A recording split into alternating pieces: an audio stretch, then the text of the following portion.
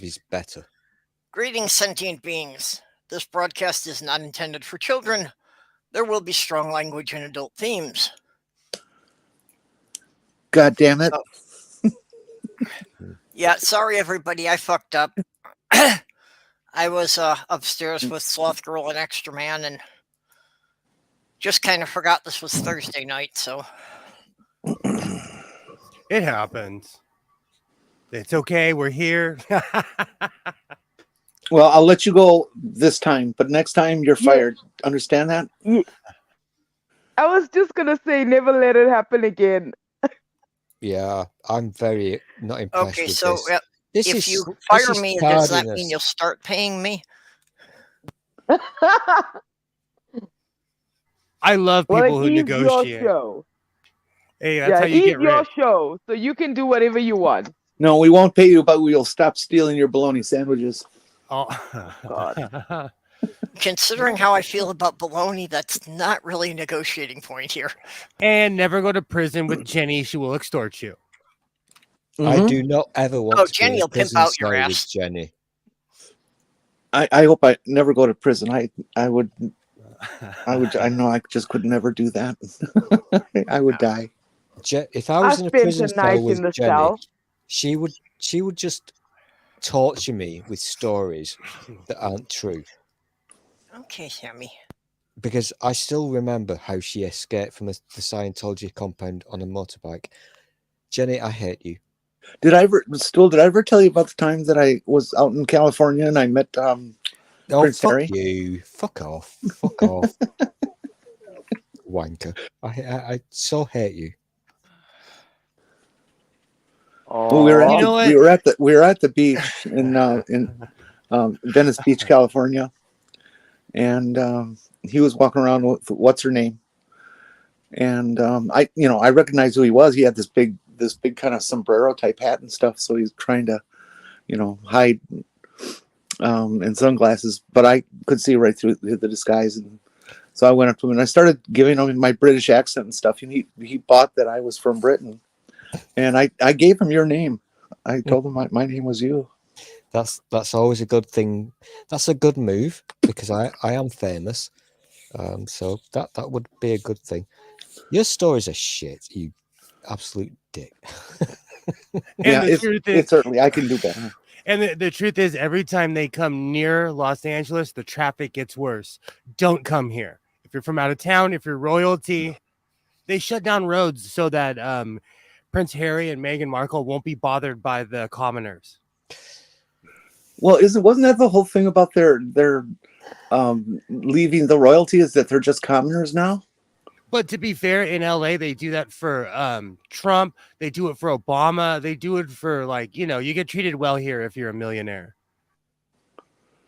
Well, I they think do it for Steven Spielberg. They're famous commoners now. They're not riffraff. Riffraff. I will give you a British perspective on this matter. Oh, like we care. Go ahead. Fuck off. Why are you being a dick to me today? I've been a really good boy. Most British people... Just after you said you hated her. and you must also shut up. This is not good because I've got Jenny who harasses me and I've got Belle Southern who has a sexy accent. This is really difficult for me. Very difficult. Choices in life are hard, man. It's hard. Most British people could not give a flying shit about those people. Now, I know that you Americans like to think that we go, ooh, royalty, bow, bow, curtsy. We don't. We don't give a fuck about those people. We really don't. You people give more of a fuck about them than we do. So again, I'm handling it the British way. I don't give a fuck about any celebrities. To be fair, they care more in Australia because we don't have television shows that necessarily follow them around. And in other countries, they have TV shows that follow them around. So we treat, I don't know. It's 50-50. Just, I hope they don't move here. Don't move. Hey, Robert X, don't move to California. Hey, Robert, the only time that we hear about those two people is when the our lovely right-wing media talks about them in this country, because as you know, Will, certain newspapers and what have you pander to the racist, and that's the only time we ever hear. That's the only time we ever hear about those people, because breaking news: Meghan Markle is not totally white, so that's when we get. I hate to. I know, breaking news. Sorry. So that's the only time we get to hear about these things, because again, breaking news number 2: English people are massive racists. to say massive is being nice about it, but yes. Yeah. And here's the thing: Will knows me very well, and even though Will is one of the biggest racists on the planet, I still love him because he's got a nice penis, but I still maintain that, and I'm an English That's yes person. on both. That's yes on both. I'm an English person, an alien in New York, but I maintain and always will that English people are the biggest fucking bastardist racist on this fucking planet. Well, yeah, the whole British Empire was, based on the idea of them being superior to everyone else in the world. But to be fair, like in America, we lead with what race our ancestors were, and we were all born on the same, in the same border, so to speak. So we kind of do the same thing in America. We separate ourselves, like saying, "Oh, I'm Scotch Irish," or blah blah blah. Like no one says, "Oh, I was born in Pomona, California," or The difference is that we don't have guns, so we don't shoot each other's faces off. And the people who are now trying to initiate their new plan, and I'm not going to mention Hitler. Yes, they have a plan. I'm not joking. You're not as bad. No, you're not as bad as. Have I not met this person before? Because I'm getting really aroused in my pants department right now. I thought you'd both been on here together before, but does that not happen to normal people? I'm not a normal people, as you all know. Peps knows this. I'm not a normal people, but an accent can fucking get me all excited in the trouser department. Oh, it can happen to me too. The right accent can really get me going, even if I don't know what the person looks like. What I find is that if the person has an English accent or an Australian accent, even if they're talking the biggest load of crap, people will listen to them. This is very true. This is immensely fucking true. Okay. And that's why this country that I live in is a massive pile of shit. Because if you have a posh accent, people will fucking vote for you, even though you're a fucking dick. Yeah, but here in America, you don't have to have a fancy accent. You just have to tell them that you've got lots of money and lie for the rest of your life, and they'll vote for you. Oh, absolutely. Yeah. I've been to the UK though, and I discovered their secret that they're just like us. So there you go. Take that back. We'll take that back. I told you when I went to your country, I expected everyone to be wearing bowlers, and honestly, when I got out of the airport, I felt like I was in LA because I saw black people. And you guys lie. You guys never say how many people of color live in the UK. I was shocked of how many people, and not just black people, but people of all cultures live. And that's just in the London area, and I went all the way to Wales. So you guys lie. One of my little fantasies, and I'm not talking about that weird one because I'm not allowed to talk about that in public. But one of my little fantasies is where me and Will, I go to LA and me and Will watch endless episodes of How You're Being Served, and that would be a good day. You know what? There's a bunch I haven't seen because there's a lot they don't show in America for some reason. And when I order them, they always come with the EU DVDs. And every time I order an EU DVD, it doesn't show up at my house. A DVD player. So I have to get the chip to play all my discs that I can't watch. Oh my god, that is so 1980s. Oh, this shirt, I geeked out. I'm about to cut the sleeves off because I'm stuck in the 1980s. Hey, could you put that back up? I'm going to ask a really. That is actually quite cool. What? The Nazi comment? I'm going to ask a really memey, typical, boring question now. So we said the 80s. I think I know Jenny's answer, but what decade? You can go from left to right. What decade do you think we should go back to and live in forevermore? You go first, Perps. Well, see, in any decade, you've got, different things happening in different factions. I mean... Don't overthink this. Just answer the question. Okay, you can't ask me a question and say, don't overthink this. That's a contradiction in terms right there. I know. I should not have done that. Oh, just answer the question. I don't get nostalgic. I don't think that there's been any decade that was really all that great. Jenny, you go first, Jenny. I think I know your answer. My answer is the one that we're in right now. Really? Okay. Yeah, I wouldn't want to go back to say the 1900s and have to go outside to crap or anything like that. I'm pretty happy here. I'm not talking. I wouldn't mind going back pre-Trump. Not centuries, but just maybe decades. So maybe the 70s or the 80s or the 60s or whatever. So do you get the same knowledge as you have now? No, Will, that's not how time travel works. That's an amazing question. We want the conveniences of today with maybe some ways of living of the 80s or something, when they were still like no, that's totally cheating, and this is why Will is a racist. No, you can't take your knowledge back with you. See, that's what I mean. That the late 60s, of course, nobody wants the Vietnam War back. Exactly. But it's possibly the only time period in history I can think of that I might have fit in would be as a beatnik poet in the late 60s. So there you go. So there were no beatniks in the late 60s. The beatniks went out in about 63, 64. So the thing is... Okay, see, that's the thing. I would go back to the 80s, and then when the 90s hit, I would invest in all the companies like Enron and stuff. Yes.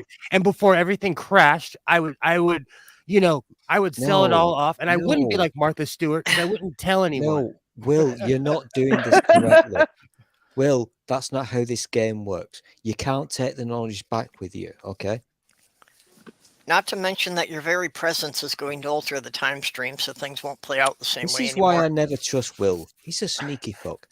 Right, so... I am. Perps, I think, is going back to the 60s, minus the war stuff. Okay. Hey, Will, can I ask you a question? Yeah. Is that cutting mat designed by Huey Lewis and the News? No, but it's hip to be square. Now how that sounds It's like hip to be square. That was very good.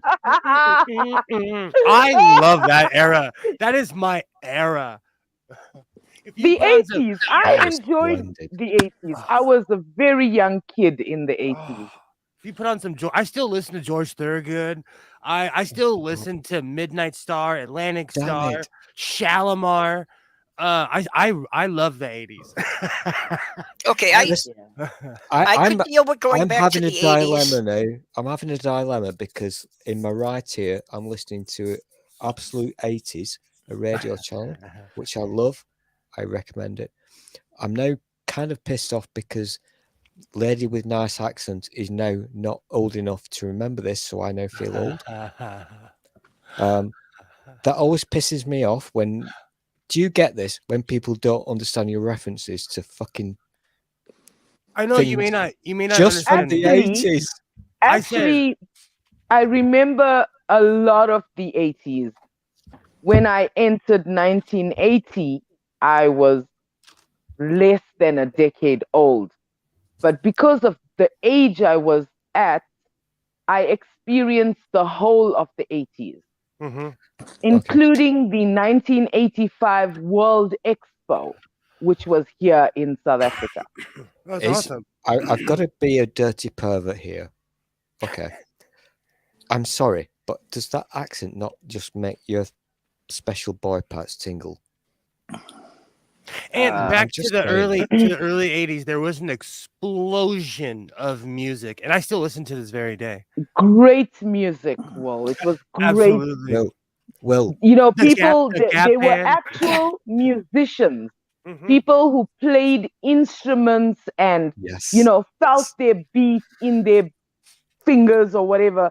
They actually wrote music on that page, you know, where with the lines and you got to draw the notes and everything. This is very true.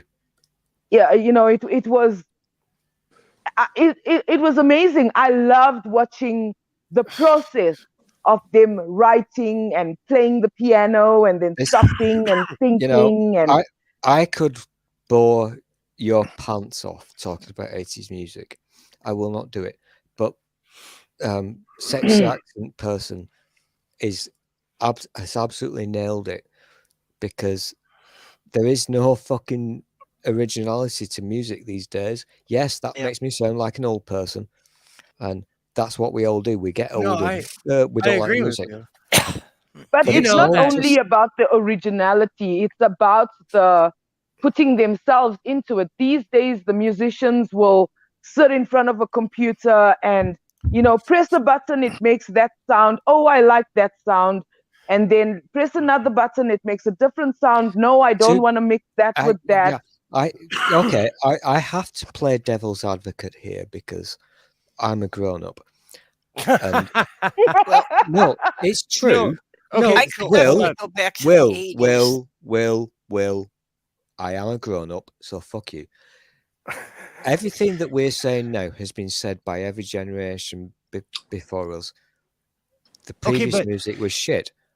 No, that's what we do. No, I agree with you on that, because my father used to tell me that. But in the 80s, do you guys know the guy Ray Parker Jr.? He sang the song Ghostbusters. Okay. Yep.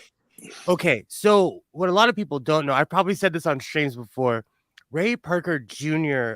Played with James Brown. He played with the Whispers. He invented that 80s like funk, like wah wah sound.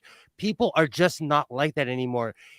They interviewed, I saw this interview with Shaka Khan, and she's like, I wouldn't have a career if it wasn't for this guy. He wrote half her songs. Like, okay.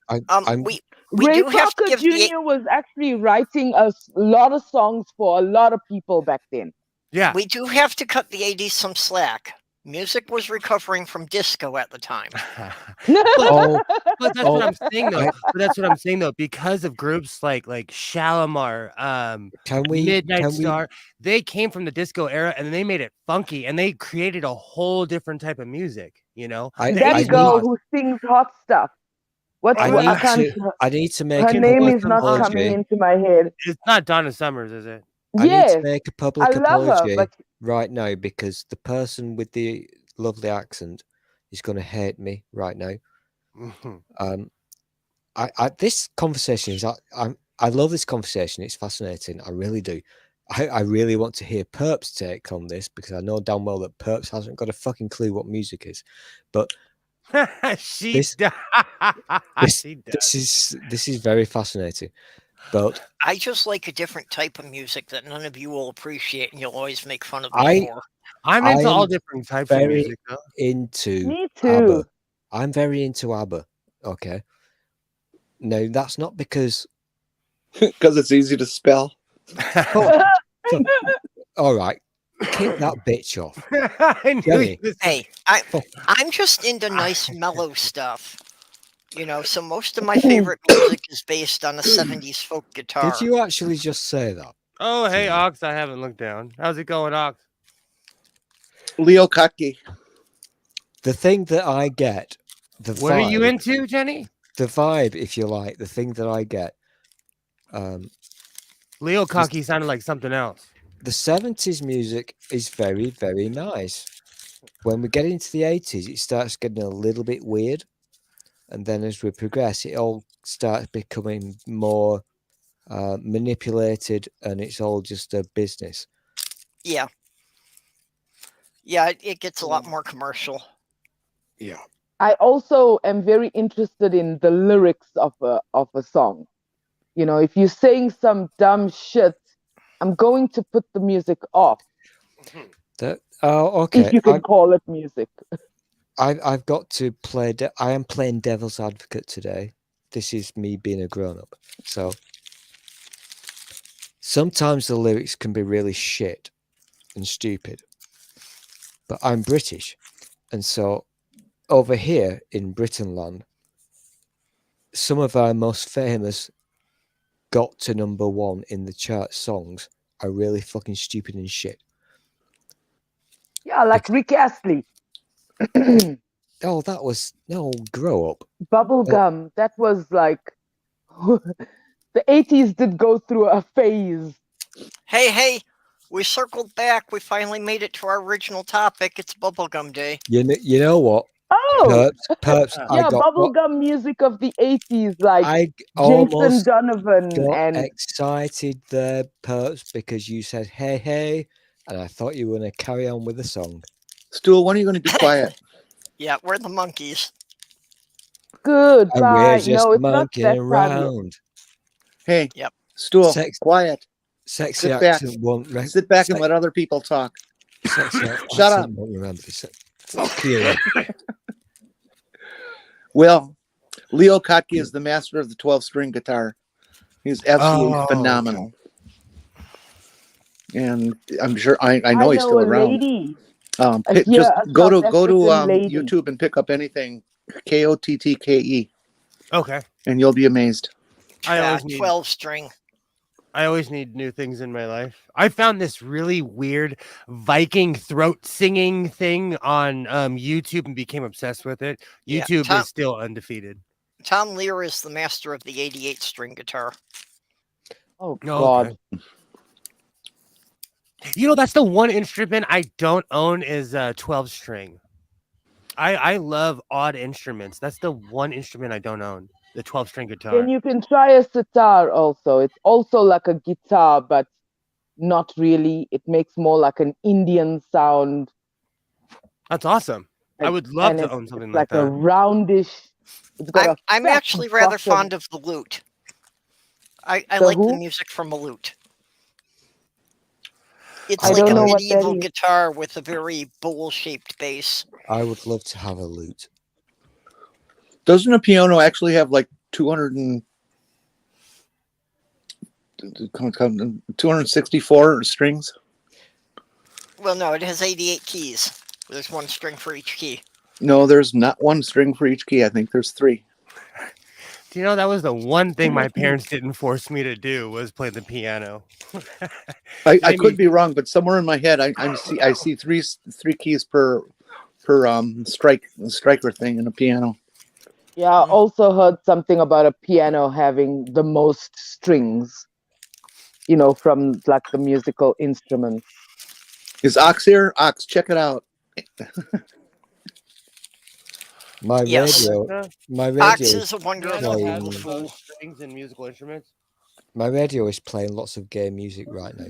So Will, you'll love this. It's George Michael, full fucking gay. I love George Michael's music, except okay. So sorry. There's one song that I don't like. Alexa, I can't remember the song right now. But when I hear it, I know I don't like it. That is actually a very good topic of So conversation. first off, to my phone, according to my phone tap, the grand piano does have the most strings in a musical instrument. And if anyone ever badmouths George Michael ever again, you better come and see me. Dude. Where he got a hand job in Santa Monica as a shrine. There are candles there right now at that where he got arrested. Yeah, the original question had been how many strings does a guitar have? Or how many strings does a piano have? Okay, and does it matter which type of piano? It said grand piano. I'm sure like a proper piano. Yeah. Okay, well that's why I was wondering, you know, that would like an upright piano have fewer strings than a grand piano? I would think so. When you when this is uploaded to the YouTubes, Well, ask Alexa. You know how you Question can do again? chapters. How many strings in an upright piano? How many strings in a grand piano? You're talking about pianos. What the fuck? How many strings are in an upright piano? I'm not going to talk about pianos. According to HollywoodPiano.com, a piano has over 200 strings stretched at a high tension to make those beautiful sounds that spring forth when you play the instrument. Alexa, thank you. Absolutely. Alexa, how many strings are in a grand piano? Here is an answer from an Alexa Answers contributor that I translated. A medium-sized piano contains 225 to 230 strings of different lengths and diameters, depending on the scale length. So, according to my phone tab, a regular piano is 200 and a medium one is 250.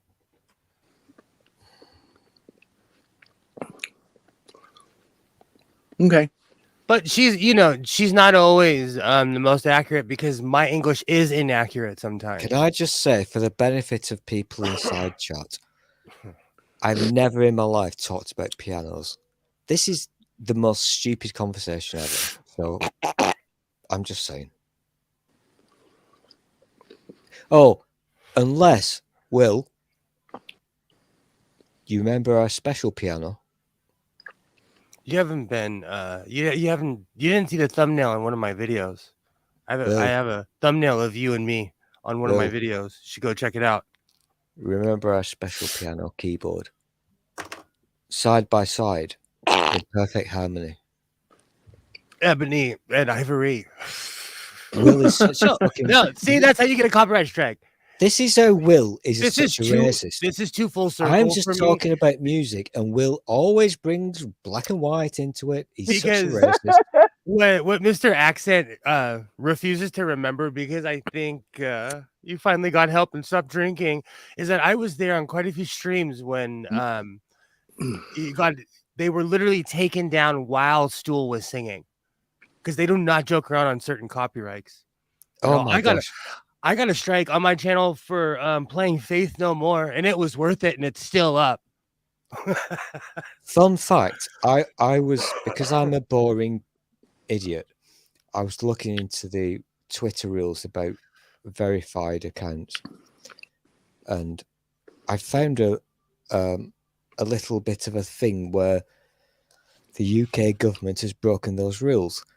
Yeah, and because I'm a cunt, sorry for using the C word and making people, because I'm a cunt, I think the British government have broken a Twitter rule. Rules for thee, but not for me. I don't want to go down too far down the rabbit hole on Plague Island, but I think it's ironic that Boris Johnson, who's about to get kicked out of office, went to go start a war. Whoa. Let's not do that. Will, let's bring happiness back into this conversation. Okay, Boris Johnson is about to get kicked out of office. Who is? Boris Johnson. Oh yeah. Well, That's happy. Well, no, he refuses to leave, so they have to do a lot of legal stuff to get him out. But right now, they're trying to get support. Well, of course, he started a war because he knows the public will be reluctant to change leaders during a war. But we have laws, and he was voted in, and he knows that, and so he's gonna hold on like a tick until he gets booted out by his own party, basically.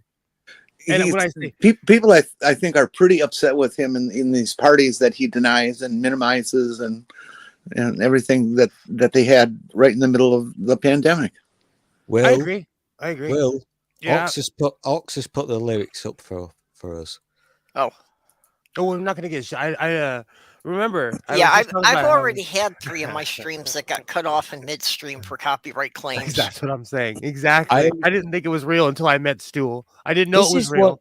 This is not from people singing, usually from an image somebody put up. This is one of my life goals. One day, you get my stream canceled? No. One day at Bandcamp, me and Will are going to sing that fucking song because I think it would be hilarious. We can do the first 5 seconds, but that's all we can do. When you come to LA, I still don't get with YouTube why you can, if you start singing in a stream, they'll just cancel the stream. But people can upload videos and say it's a cover, and they'll leave it up. So what happened to me is I agree with you. I played a portion of a music video from the 90s, and they they said, no, you can't play this. Take a copyright strike. And I literally said, I'm just trying to show my sewing videos, dude. And they let my video through. That algorithm is so dumb. You think it's artificial intelligence, but there's no intelligence there. In your YouTube feed, you will come across the video that you watched. You can see the red line across the video you watched. And you say, not interested, and it says, tell us why. I've already watched the video. What do you mean, tell you why I'm not interested? The algorithm is stupid. I'm sorry, YouTube, but the algorithm is not intelligent at all, even compared with what little I know. And also, like on certain videos, I'm trying to look and show you which one, but in my YouTube studio, it'll say like, oh, you got 700 views, and then on here it'll only say I have 323 or something, and I don't get that at all. Like YouTube, that's why when Dick Dawson was like, oh, YouTube's promoting you, I was like, oh, really? Because they F with me. If I go over 500, they F with me every time. If I get more than 500 know. I made a video that said flat earthers are the liars. And that more than 150 views of that video was just taken away. It is my most viewed video, but it doesn't reflect the true views because more than 150 was taken away. I don't know why. But they said, like last year sometime, smaller channels' videos are just going to be taken away. So all the work I do, like showing flat earthers how wrong they are, my videos are going to be eventually taken away because I only get that very small amount of views. And then the app, sorry, I have to say this, the app that I was using to edit my videos, the tunes on there, somebody went and put copyright claims on my videos, only for those tunes though. So now I don't put any sound in my video. If I'm not talking, I'm just going to show the views silently. The biggest mistake that you can make is starting a YouTube channel. Exactly. If you're nobody, don't fucking stress about the numbers because you're never going to get the big numbers ever. You have to be born into wealth. And it's gotten so corporate that YouTube doesn't give a shit about any channel with less than 500,000 subscribers. I'm just going to which is a good thing because I'm going to tell you honestly, like right now, I kind of tested the waters in my last video, and I put in stuff from Battlestar Galactica. I put in a video from I put Charlie Wilson and the Gap Band in my video. I put all kinds of stuff, and they let it through. It took a half an hour, and I was like, "Oh, they're gonna give me a strike." But let's think about this in a different way. How many people are there on this planet? I can't remember the number. We're almost at 7,900,000. About 8 billion. Right? We're almost at 8. A billion is a really big number, and most people don't fuck with me, Jay. Most people don't understand the concept of billion. They simply can't understand that number. Now, the biggest it's 1,000 million. Well, nowadays they changed the rules, but most people can't understand the concept of big numbers. We can understand 100 years, a century, 1,000 years we struggle, 1,000,000 years we struggle. Humans are not very good at understanding big fucking numbers. I actually said this recently. My biggest watch on the YouTube, 32 fucking thousand. Think about that. 32,000 people have watched one of my stupid videos. That's I awesome. think that's wonderful. Yeah, that's fucking amazing. No, it isn't. It's If not I fucking get- amazing If at all. if I get 20 views, my heart is happy. It's 20 not views. amazing whatsoever. Remember, I was saying about numbers. 32,000. Yes, but it depends is how a many small people are number. exposed. No, it depends how many people are exposed to your channel. And I mean, as I am very jealous of a guy called, I think his channel is called Reactaria. His name is Valkai Forest. And he just fucking exploded. His videos are getting now like 90,000, 95,000. When I started watching him like about 4 months or 5 months ago, he was getting like 5,000-10,000 views. And I think it's how you make your video, how you present your video, the voice over. Yeah. Well, it's also subject matter. I mean, Yes. look at the guys of how ridiculous. They started out doing basketball shots, and now they're dropping cars on trampolines. I trip out that people watch my stupid sewing videos, find a niche, and people will be into it.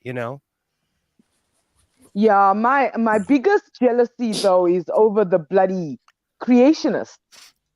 They get a hell of a lot of views for them spouting their nonsense. Well, they're feeding addicted people their drug. Of course, they're going to get lots of views. Also, hatred gets you a ton of views. Isaiah, because I have a 12-year-old, so I'm all up on his search history. And I go and look at some of the YouTubers that my son watches because I want to know what these people are saying. And there is this one kid who is a young African-American kid. He's a TERF. And I watched him go from, I don't know, 400 subscribers to almost like 10,000. And he makes the dumbest videos. It makes my blood pressure go through the roof. But more or less, I'm like, who the F is watching this? It's impressionable kids. That's the scary thing because and that's what I was wanting to say about the 80s. In the 80s, kids went to play outside. Today, a kid is born, the mother sticks a smartphone in the kid's hand. Let's talk. I have to do a bad right now because you know that right now there's a bit of a hoo-ha about what's that guy called? Joe Rogan. I don't even know what he did. I never liked him. I liked him in news radio 100 years ago in the dark ages when there were 19s in front of the year, but that's about it. No, basically, I was fine with him presenting that Fear Factor thing. He should have just shut up and presented that. That was good. Basically, he's a penis who talks ass, but that gets you the money. He sucks his own penis. Yeah. That's true. That's my problem. That's why I will stay poor. I need something to be proud of. He looks like every other dude. He looks like every other dude where I live. A buff, bald person. You literally described every other person in Southern California. I have a bad back now, Jenny, but one day at Bandcamp. Yes. Yeah, I could do it when I was a teenager. My back just won't turn that far anymore. I've always had a bad back, but I've always had a big penis. I don't believe either of you. Come on. It's true. It really is. I'm sorry, but talking about days, you remember the olden days before we had digital cameras? It would have been an old Polaroid, but yes, I could totally stick my dick in my gob. This has gone so weird, this conversation. I don't believe you. So Sal, what were you gonna say before Stu went off on his gob? There was an incident. Sorry. Yeah, Jenny, you have to remember that the only sport I was good at in high school was gymnastics. Okay, so give me some credit for the flexibility. No, I don't believe anybody can do that. I don't believe Joe Rogan did. I think he's lying. It's just for you, just for going for clicks. Sorry. Hold on. I'm unindoctrinated in this one. Did Joe Rogan say he can blow himself? He says he does. What? That's no. Yeah. What? No. He's I'm not. sure a lot of people told him he No, should blow guys, man. himself. No, I'll tell We you are why. social species. Like, we don't need to do it to ourselves. I'll tell you why. It's science. Okay, he is a human thumb. He's buff. He's like just a giant piece of leathered skin. He's too thick. He's too thick to bend over and blow himself. The I'm original sorry. point that I It's was science. making was that I weigh Rogan, 215. I can't do it.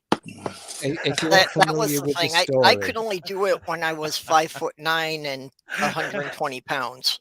That's not to if say. you're not familiar with the story, Uh-uh. a lot of famous people are removing themselves from Spotify because Rogan, who is a lying cunt, has been spreading massive lies about COVID, etc. Yeah.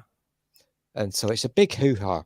And that piece of shit has a contract with Spotify for $100 million. Spotify pay him, and he spreads misinformation and lies about fucking COVID. Imagine having that type of influence and using it for not good. I can't understand these people. They have so much influence. They could do so much good.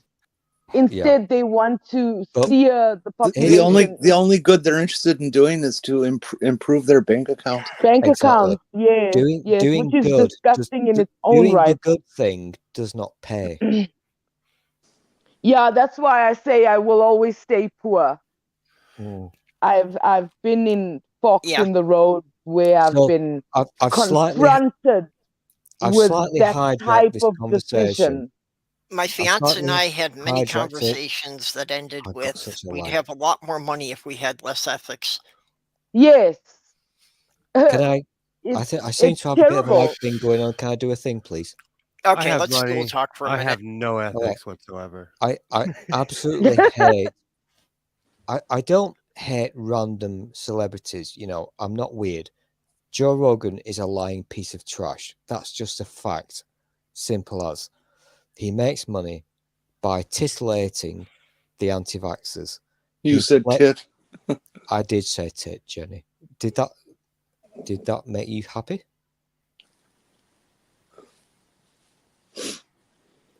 Oh, she's gone quiet. Well, I'm searching for joy personally. So this is what these people do, because 2 years into COVID, they know the rules. So they know what they can and they cannot say. Of course. And they skirt the rules, and they appeal to the idiots, and they make a lot of fucking money from doing so.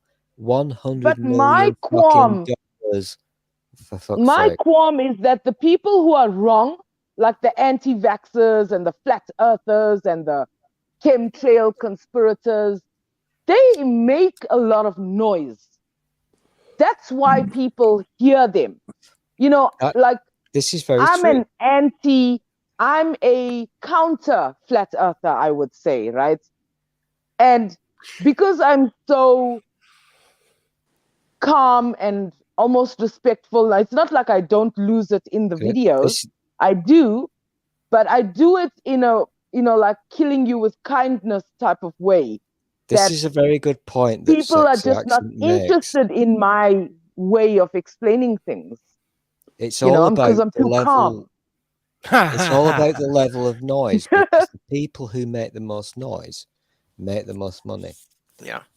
Unfortunately, the idiots have such incredibly short attention spans that anything that you can't explain in 3 sentences, they're not going to listen to.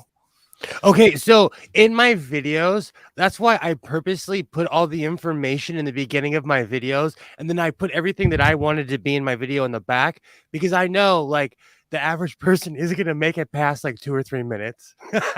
No, people have very short attention spans.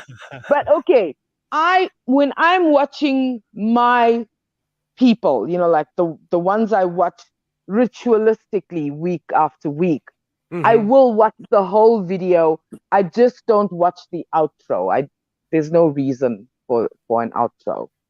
And some outros are so long, and them saying thank you to all their Patreons, and I'm thinking, damn, dude, you're making so much money. No, there's one famous YouTuber I watch. I say the same thing. I'm like, wow, she is raking in the dough. Yeah, I see there's a lot of talk about like Fight the Flat Earth, especially, because his topic is only flat Earth. So they say, without flat Earth, you'd be nothing. I'm going to tell you honestly. Oh, sorry. Sorry. Yeah, no. Go ahead. No, sorry. You were in mid-sentence. Sorry. And I'm thinking, if you make the money now, people are willing to give you their money to watch you do what you do. I have a good job, so I feel guilty starting a Patreon. There's a weird person. There's a weird person. Oh. Because quite a few people have been like, "Oh, start a Patreon," and I'm like, "I have a good job, man. I don't need help. I'll help out other people." And also, YouTube takes 30% of whatever Patreon and your join. Like if you press that join button, then whatever you contribute, they take 30%, which I feel 30% is like standing on somebody's neck. Like take 10% because there are so many. They're providing. Well, to be fair, in the world of extortion, that's pretty fair price. Because if you I totally love it, Perps, when we get into a 3x3 format, because this looks like some kind of TV show, and I feel like I'm on what did you call it in America? Celebrity Hollywood Squares. Hollywood Squares. I kind of love this. I love that damn show. It gives me a tingle in my pants department because it makes me feel famous. And I'm up in the top right corner, so I'm now famous and I'm a celebrity. Also, Jenny, if you doubt my science, I can assure you with 100% honesty that boys could do that when they were younger. Now, I'm surprised you know the word science. I hate you. I can assure you that I could do that. She has a point. And if it was not for my back, because I have a very bad back, we're all old, I could still do it. Because I don't think it's necessary, though. Come on, there are people who will do it for you. Like you don't need to do it for yourself. Okay, but when you're 15, it's a bit harder to find somebody else to do it for you. This is very true. Yeah, but come on, I don't want to think about my kid and that way.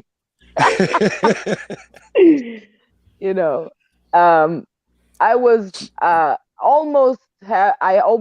it's a misfortune to have 3 sons, Okay, to be fair, wouldn't you rather that your teenage sons were doing it by themselves rather than involving somebody else?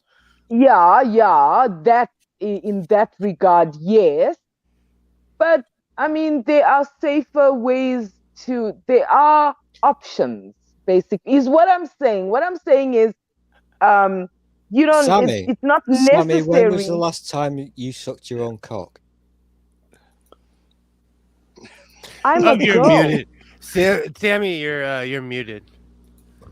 Oh, I thought me because I'm a girl. So, and that's a really awkward way of saying hello. Hey, Sal, I'm not sexist, so the question is open to you as well. I don't have one to even think about how I would go about doing it. No, Doc, how are you not doing? my topic at all. I'm surgically altering myself so I can suck my own dick. God, let me know how it goes. I was saying earlier, like I'm too big for all of that. Like I'm so out of practice with this. I didn't realize that Doc was here. Hi, Doc.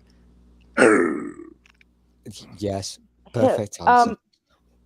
That's how I say before hello I now. forget, Will, earlier on, I was going to talk about the thing. There was a little accident, right? A guy was riding on his motorbike and he was trying to pop wheelies or something as he was riding along. And yes, he scared Sammy away. he flipped his bike and he went skidding onto the road into somebody's fence. But the fence was like hooked. You know, it's got those little hooks that go on either side, and he was cut really badly. And he didn't even know how hurt he was. He stood up, he checked him. He didn't check himself, he checked his bike. He walked over to his bike, and then he started walking along, and then he saw something on the road. He picked it up, and he realized that it was his crown jewel. I've heard another story like this. And then they had a photo of him in the hospital, you know, before they could sew it back on. It was in his hand. He was holding it. So yeah, I can only imagine that it was the severe trauma that made him not really realize that. Yeah. You know, the absolute shock and the adrenaline of his body trying to reconcile all the Can you imagine damage. the level of pain, you know, just to have that separated? So when I was a kid, I can't. my dad rode bikes, and then, you know, all of his friends did. And when I was a kid, they used to tell me and my friends stories like that to keep goofy people like me off of motorcycles. That's awful. That's just awful. I got another story like that if y'all want to hear it. It comes from a former coworker of mine. They had like a nephew or something that did this, like when they were 9 years old. They climbed a flagpole and they slipped. They climbed real high and slipped and slid back down. Now, you know those hooks that you tie the string to at the bottom, right? Oh, God. So dude like fell off the pole, looked up and looked at his testicles dangling off the pole before he passed out. I don't even have, and I feel pain for you people. So you would guys, pass out. On the plus side, he had a much longer career singing soprano. So why was he doing that naked? I don't think he was naked. What about the Bobbits people? Oh, you remember the Bobbits? I think he was cheating on her or something, and then she found out, and while he was sleeping, she cut it off and went and threw it in the bush. Yep. Yes.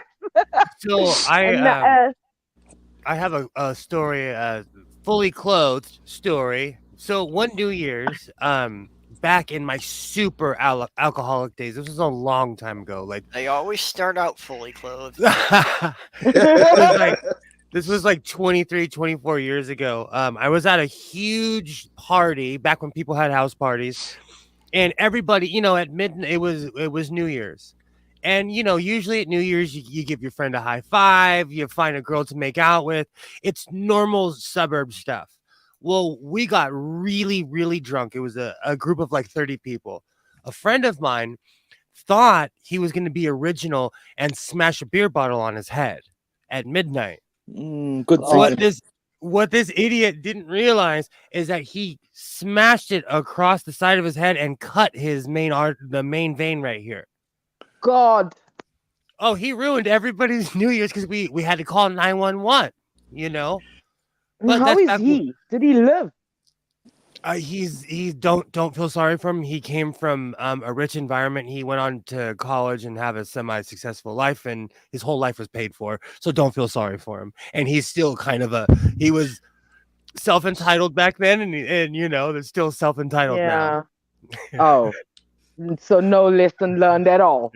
All right, got it. You know, I grew up around like real life stereotypicals 80 jocks, like real life stereotypical 80s meathead, the guys from the movies. So don't feel And the sorry for other those day, guys. I was could I just listening to you make a comment guys, here? and I think you Americans, I was thinking, what are these people talking about? I don't know anything about like the intricacies of living in the United States. All we know is, okay, now we have a little bit of a bigger view because of like YouTube. But before it was like only from TV shows and what they tell us on the news or something like that, you know? Because quite famously, America didn't exist before YouTube. What were you gonna say, Jenny? I just wanted to I make sure the used to chat watch- understands that when they see in the movies somebody going through a plate glass window or getting hit on the head with a bottle, that is fake glass that's made out of a special Yes. crystallized sugar. Yeah, it's actually Yeah, canned. we know. We watch how it's made and all of that. You know, like we have the access. But even back in the day when I was watching the American shows, you know that it's acting, it's stunts, and you know all sorts of the good stuff. Oh no, we're crazy. We're Yeah, crazy. well- No, And- Sal, you're right as far as people like us understand, but not in terms of the mass of people. The mass of people can't tell the difference between real life and a fucking movie. This Oh, is no. massively true. Jenny just Really? made Are Jenny you just made a serious? really important fucking Yeah. point there. Yeah, And and it might American have sounded sitcoms trivial. really gave the impression that the average working person in the U.S. was a lot wealthier than they are. So Jenny just made a really fucking important point. It might have trivial sounded, maybe, I don't know, but it's a true, because look, your people elected an orange fucking con man. Yeah, but to be fair, I live in California and we elected Arnold Schwarzenegger too, and he destroyed our economy. Yeah. I'll be back. But coming to the shows, I mean, I was watching the A-Team and what I was love that that other damn one? show. Remington I love that damn Steele show. and- Oh my gosh, Will, Yes. Will, I've just thought of a new racism. Okay, I'm bored of now Ebony and Ivory. Okay, but I'm face and you're BA. Yeah, We're gonna reverse it. I'm face. we can do that. I'm the Okay. good-looking one, and Oh. you can be. You have to say the line. I don't want to get on that plane. Say it. I want to do George that. Peppard was much better looking than Face. I so want to do I love that line. man. I love. I pity that. the stool. I want to do There that you go. fucking line. There you go. Fucking dog, I want- missed you so much, dog. I want to hate you all for making me get on that fucking plane. I want to do this, Will. Make it happen. Yeah, I that love show that gave a whole show. generation of kids a distrust of milk. I love Yeah. that. Exactly. Can I do a trivia, please? A quick Oh. trivia. One of the wonderful things about the A-Team, which by the way was a gorgeous, wonderful show. There was very little violence in it. You never saw anybody getting killed. Yes. And But it was that's a why different time, that's though. why it was so popular. It was allowed to be played at certain times in different countries. You never saw anybody getting shot in the face or killed. No, you just And saw the a building strange that you knew a thing- half dozen people were in blow up. It was all about four guys who were mentally masturbating all the time and getting off on themselves. That's all it was. I Yeah. love that damn Bullshit. I love you, that. The main you, thing you about still the have all the A-Team episodes and- on VHS, Jenny, so fuck off. Hey, that's not The funny. main thing about the A-Team is that we had it in South Africa during apartheid. You know apartheid, Mhm. separation of peoples, sanctions, and all of that. But we Yeah. were still getting the American TV shows. I mean, like Knight Rider and Magnum PI. I was watching that as a kid in the early 80s. Sal, please tell me you watched Airwolf. Yes. Oh I was yeah. there. Damn show. I wanted it. I still want that helicopter. Do the theme tune, Will. No, you're trying to get a strike. Mm. They're on the list. That's why I say the 80s, I had a grand old time, even though we were in apartheid, you know. I had other issues, but the culture that I followed myself, not like many of the other, people I grew up with were like me. I was very interested in American cars and the American shows and how Americans lived. It was a very big influence for me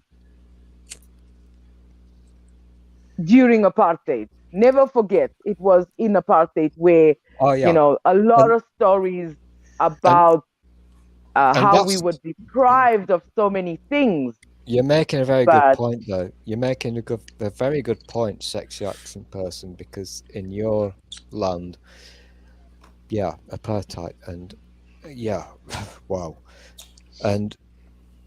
But what you've got to remember is that the American TV shows, they make a lot of money by selling the fuckers. That's how they make the money. And so they sell their shit to people, and people in other countries watch these TV shows and think, oh, America, it's all nice and lovely. So because I speak Spanish, I know quite a few people that have come here, and they're like, America's nothing like the television shows. Quite a few people that have said that. Well, culture shock. They probably got an actual culture shock. But I'm not kidding you. When I went to the UK, I kind of felt like the same thing. Like, I was like, man, you guys have been lying on TV. Like, it reminded me of Los Angeles. It was. I've said this before to you, Will, in secret sex conversations. I've told you this. We all know that TV is not real. Yeah. And what they show us is just, obviously, it's bullshit. But the biggest the biggest piss, fuck, wank, fuck off to me ever. Will's old enough, I think. Well, I know Perps and Jenny are old enough, but Starsky and Hutch. Oh my fuck God. off! I watched Starsky and Hutch. Oh God! I watched that. This is what I'm saying. To the outside world, it looks like South Africa was isolated, but we weren't really. People were making deals in the background and, giving out without the South African government actually, allowing those sales to be, those shows to be imported, while telling us and making us live one way, and then doing the opposite in the background. That's what upsets me about that time. I mean, we had the telephone. How does a technology enter a country that is being sanctioned? We were making cars. We had Coca-Cola products. We were short of nothing. So, that was just a social construct to separate the people. Okay, this is getting weird. I'm now going to change the subject. Will, you know how you're really good with your sewing machine? Yeah. Do you know what Zebra 3 is? No. That was the car driven by Starsky and Hutch. Okay. I was super into Starsky and Hutch when I was a kid. I never got into that show. I never got into that show. Yeah, it came on when I was like 10 years old. And it was one of the things that I kind of had to watch because some of my siblings liked it, but I never got it. I'll tell you that it was only that car coming down the hill. Because that's what I wanted to watch. When that show came out and the previews hit the air, and I saw a picture of their little Ford Torino with that big, ugly, fucking white stripe on it, I said, "This is really dumb. I'm not going to watch this." Oh my God, Jenny, I'm totally blocking you right now. Okay, goodbye. That was one of the worst graphics on a car ever invented. Yes, I know, but still. Oh my God, did she actually just say that? I don't know. I never got into it. Yes, and I'll say it till the day I die. Starsky and Hutch was the dumbest goddamn show ever made. Wow. And they always made silly mistakes also. Serious like you think, no, what are you doing? Like my thing is, you watch like a hostage movie or something and you're thinking the first thing you want to do is catch one of the oaks, separate him from all the other oaks, like knock him out and take his gun. That should be the first step in taking. Oh no, you kidnap me, man. You better tie my legs, my arms. You first thing you better do is gag me, because I'm gonna down I'm gonna like scream. a hostage I'm unkidnappable situation. because I kick and scream. Yeah, Sal, you started roboting pretty bad there. Right. Bite and scratch. I'm in a bit of a dilemma situation now because Hold on, has Stool. just said that Starsky and Hutch is shit. And Stool, hold on. to be honest, Oh, by the way, this the A team really was shit too. pains me. Yes, the A team was shit. Oh, it was the greatest show ever. So, Sammy, can I read out what you wrote? Yeah, go for it. So, he's asking me advice because his 5-year-old's flushing stuff down the toilet. And so with kids with ASD, you don't want to necessarily, come at your child too hard, but you don't want to reinforce the habit. Don't acknowledge it. If you can, try to get something like a screen or something, but you can't, feed into it. It's one of those things, but also let it be known. This is not okay. Because I'll tell you, when Isaiah was younger, he didn't talk until he was 4. He was a hitter. It took everything in me not to be like, stop hitting me, to just completely snap on my kid. You got to take a deep breath and be the bigger person sometimes. I feel you. Yeah. Like flushing something down, it brings me back. It brings you're bringing me back. Well, he's flushed my gold ring. Luckily, it's too heavy to. Thankfully, it's just too heavy to go down. His mum just sent me a picture. He flushed a key. Thankfully, again, it was too heavy. If it actually, what you might want to do is just get one of those toilet seat latches. Yeah, I thought there might be some sort of latch you can lock it. Then he's got to ask for somebody's help when he needs to go to the bathroom, though. So, yeah, this is true. That's the big drawback. You can't really restrict access to the toilet. I'm trying to think, and also, I'm a son of an engineer. Like, try to fashion a screen or something. You have to establish the fact that it's not okay. Yeah. That's which we have, but I think you're right. I think we're feeding into it a little too much as well. Because my son walks up to me and say the most outrageous thing, and I'm like, okay, I'm not gonna react. Yeah. It's not easy. He's 12 and he tries me every day.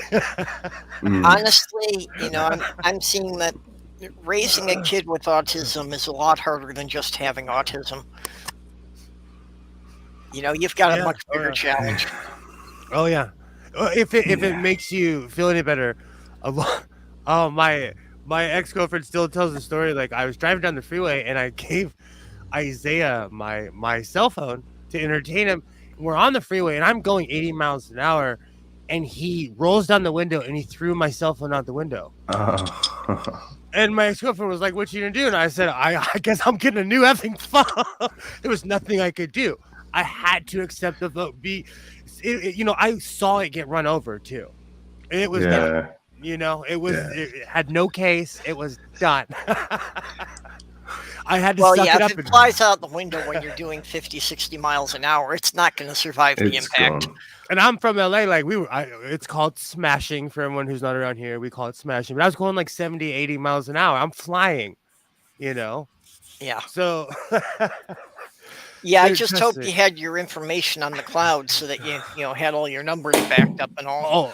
Oh, I learned that a long time ago. And that's another thing. Like, when he was younger, he would delete apps.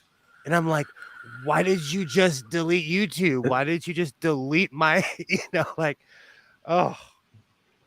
Yeah, it's you have to learn discretion, or if not, you're gonna get old really quick. Oh yeah. Well, I've gone grey in the last 5 years. Oh yeah. That you just gotta I have a saying, I don't negotiate with terrorists.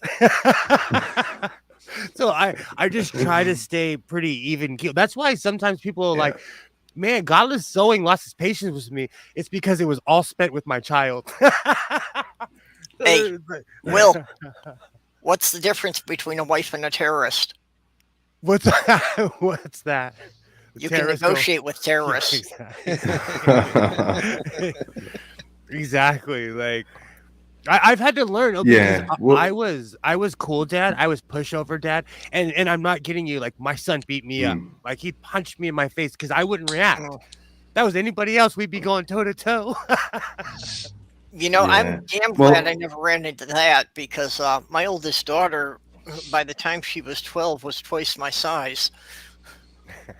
And see, it's difficult because, like, he's my second biological child, but third child that I've raised, and they don't react like other children. You can't pull on their heartstrings like you can on another child. There's no guilt.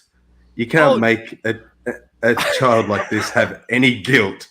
They do not care. The odd counterbalance to that, though, is that they're actually easier to reason with.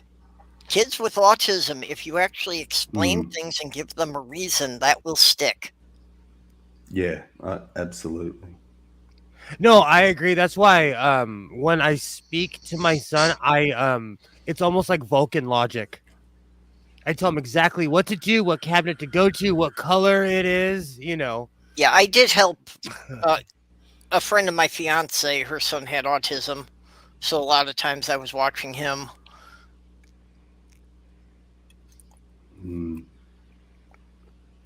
I could relate to him pretty easily, so that's why she liked having me around there, because it's like I was the only one who actually kind of understood the way he was processing things. And if it makes you feel any better, I've given Isaiah the Heimlich 8 times. I just took a camera out of his room like 2 years ago, a year and a half ago, because I had to give him the Heimlich so many times. I had a rule where he wasn't allowed to eat if he wasn't around me.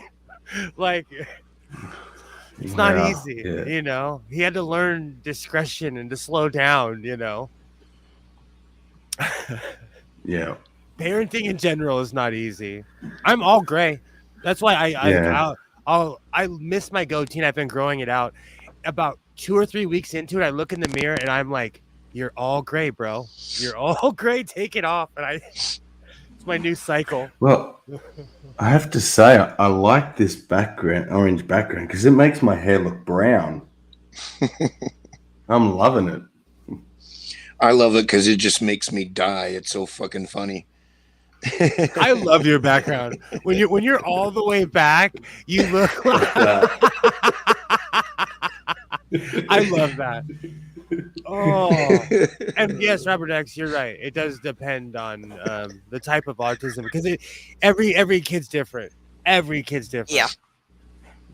And that's another thing I try to stress the most, is that every single, we're all individuals. So there's no one way that a person's autistic at all, in any way, shape, or form.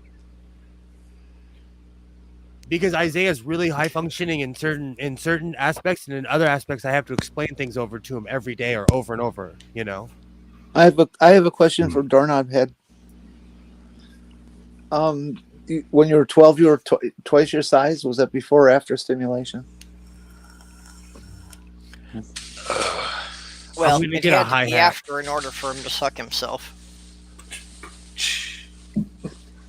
Okay, so since we're back on to blowing yourself, it's Jenny's fault. To answer you, she couldn't make that reference without somebody circling back to that. That's what I do. I think I tried To answer your question from before, Stool, I think I tried when I was maybe 15, 16. I don't know how successful I was because I guess I'm not fortunately endowed enough, or I couldn't bend enough. And I may have tried again a bit older. I'm not sure. I thought you were going to say just to see if something had changed. Maybe it's grown. I thought that was going into. I tried again last week, but yeah, whatever. No, not nowadays. Okay, to be fair, I'm not saying I could get the entire length. I'm just saying that I could manage to get my lips around the head. That's all. I had a chair and everything. It was like this weird contortionist chair. Nah, still can't do it. Nah. Yeah, this conversation has gone weird. I got a question for you guys who are successful at it. Which feeling did you prefer? The feeling at your penis or the feeling at your lips? It doesn't matter if you can blow yourself. Yeah, if you I can think blow it's yourself, just it doesn't matter. Just it all feels the same. You know, yeah. I was about to say. You don't know where lip ends and cock begins. Yeah, exactly. It doesn't matter. Go if you're doing that, you don't care. There's no stop, pass, and go. There's no question about it. You're just doing it. Are you fucking kidding me? If you're blowing yourself, you want to be there. You want to be there. Maybe I need to answer this question in a scientific manner. Jenny, I'm glad that you posed this question because that's a very scientific question to pose. The answer is, fuck off. Well, isn't that what this is all about, is fucking off? The answer is no. I'm a boy and I'm not a gay person and I'm not, whatever. If you want to suck cock, go for it. Hey. Good for you. But I don't like the taste of my own dick, so fuck you. Clip that, and I will kill you. I was never gay. I was never gay. I started out as bisexual. I went to, kind of omnisexual, but never gay. Before it gets too late, I have to point out. Stool, pose this question was a wonderful pun. I love it. All right, I have one final question, but I kind of wanted to wait till Will got back. I've got a better question, but I'll let Jenny speak. Well, I'm going to be quiet until Will gets back. Yeah, so why don't you go ahead? Just keep this topic going. Yeah, go ahead, Stool, and we'll get you back to Jenny when Will's in his chair. I've got a really bad question. Bad as in terrible or bad as in evil? Bad as in band. Has anyone licked their own asshole? Is that your question? Oh, you dirty fucking bastard. Fuck you. No, my tongue is not that long. I just thought that was the next logical step. Oh, okay. Will's back. Will, I had a question for those of you who have done the self-fellatio and orgasm. Did you swallow? Oh, I haven't blown myself. No, not just you. It's a general question. But if I found someone who looked like me, hit me up. You're hot. But on a better subject, I forgot I have Girl Scout cookies.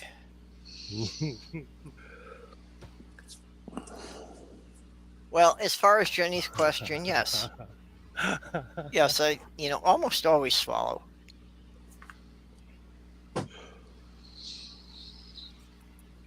No. And if I could blow myself, I wouldn't be here. If I could blow myself, I would be doing it right now. Are you kidding me? Are you effing kidding me?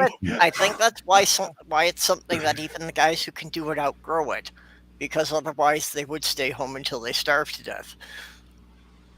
A long time ago, before the pocket pussy was famous, Bernie Mac told a joke about how if they put pussy in cans, men would never leave home. And it's kind of true. It's true. It's true. I need to do science right now. Will is a weird racist, so he'll disagree. But the top bit of the penis, it doesn't taste very nice, and it's not Ooh, Well, icky, wash icky, it. Icky, icky. Oh, fuck you. Just don't put that shit in your mouth. Or try some chocolate syrup. But Doc, how you don't many? understand. The British don't wash there. Penises are different flavors, Stu. You've got to taste more than one. And as a professional, you need a sampling. And as a professional, that's the gayest thing ever. People who are into the butt stuff don't smell. And if you comment how they smell, then you're not into the butt stuff. People who are in the butt stuff are the cleanest human beings on planet Earth because they're into the butt stuff. That's offensive to all human beings who are into the butt stuff. And I have to say butt stuff one more time. Offensive to the people who are not into butt stuff. Well, you have to say butt stuff 5 times before the butt stuff demon. Well, and then Will appears. And guys who have called me up strictly for a booty call, I have actually specifically stated many times that, okay, I'm on my way over, you jump in the shower. Because if there's any weird smell when I'm down there, it's done with. I'm not doing anything. Oh, I'm Will famous. I'm real famous for telling people to get the fuck out. I am famous for that. And toe suckers, too. I don't have time for that weird shit. No. Really, toe suckers? Really? No. Are you literally famous for this? Do I read about this in the newspapers? A friend of mine took me to the AVNs a long time ago. It's the Porn Awards. And it's at the Hard Rock Cafe, which is literally across the street from the gay area side of town of Vegas. We were staying at a hotel for a week, which was in the gay area. I met this guy. I took him back to the room, and he started sucking on my toes. I looked at him, and I was like, get the fuck out of here. Yeah. I'm not into that. I'm not. I will motorboat your asshole, but do not put your fucking feet near me. Yes, that's all in play. Do not. It's a turn off. It's a turn off. And I state my intentions at the bar. So if you're sucking my toes, you didn't hear a fucking word I said. Well, that's part of why I prefer meeting people online. Is you can have rather lengthy conversations and you can specify everything you will and won't do before you hook up. Oh, I miss randos. COVID has ruined everything. I miss going out and meeting randos. Actually, I've had a guy I've been emailing back and forth with for a couple of months who really wants to get together with me and actually lives in the city. Hey. Yeah, it's been so long since I've actually dated anyone. I don't know how to do this anymore. It's okay to be rusty. Well, I'm in a 10-year relationship, so I'm an incel.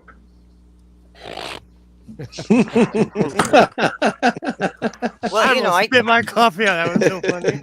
I haven't been with anyone for 7 years now.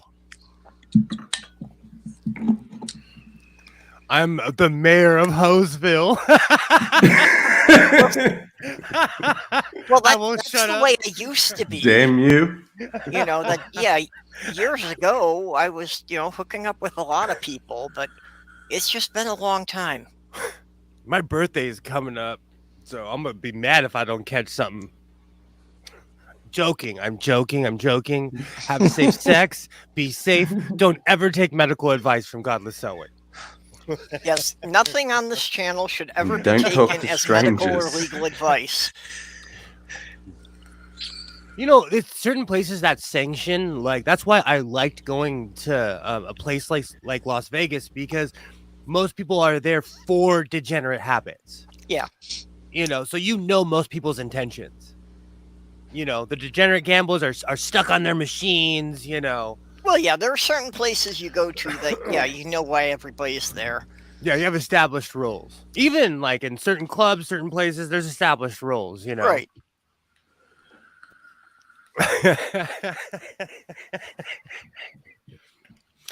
Oh man, my birthday is coming up this Sunday, and I'm sincerely thinking about getting in my car and driving to Vegas. But like, I'm rusty, and the NHL All-Star Game is this weekend, so I know all the prices are going to be high. Yeah. Well, I had the exact same thought, and I imagine it would have been at the same moment, Doorknob Head. AIDS scares me more than COVID, and always has. So Well, we're Did any the of you hear difference the is that- absolutely horrendously scary news about AIDS? no. A new variant has shown up that is scaring the fuck out of the doctors because it spreads so rapidly, so easily. Yeah. Well, the big difference with AIDS, though, is that you still have to be, fairly intimate with somebody to catch it. COVID you can catch by somebody breathing on you in the grocery store. Yeah, this And is here in true. LA, like, it's we always joke around, but it's the first date is usually an AIDS test. But that's when you're with someone serious. Like, it's not rare. It's weird to me if I was to ask somebody like, "Hey, let's go get tested for STDs or STIs," and if they were to say no, I would be like, again, I would be like, get the fuck out of Yeah. here. Again, I would If be they like, say red no, flag. I assume they know they have something already. Yeah, exactly. Like, get the fuck out of here. But I grew up in that AIDS era where, like, no, you have to go get tested, And in LA, like, there's billboards all over, so you have to be blind. We have free testing here, Well, that's why it was good, belonging to a group. That everybody in the group was careful because you knew if anybody caught anything from you, you were going to be booted from the group. It was a little fuck buddy family? Well, it was a swingers group. So yeah, there were a couple of dozen of us who'd get together for parties. My ex actually got rather pissed because apparently after she kicked me out, they stopped inviting her. She tried to spread a lot of shit about me in the group and, tried to tell everybody that I was doing all sorts of shit and nobody was buying it, so that they just pretty much stopped talking to her. That's how it goes. Yep.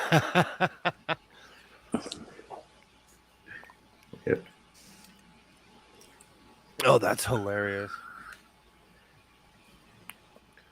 Oh, now you're bringing me back. Now I do, like, I miss being in the car, the anticipation of going to Vegas, like, the initial debauchery at State Line. When you pull up on every major border crossing in the state of Nevada, they have casinos. Hey, Doc, do they have casinos in Iowa? Oh yeah.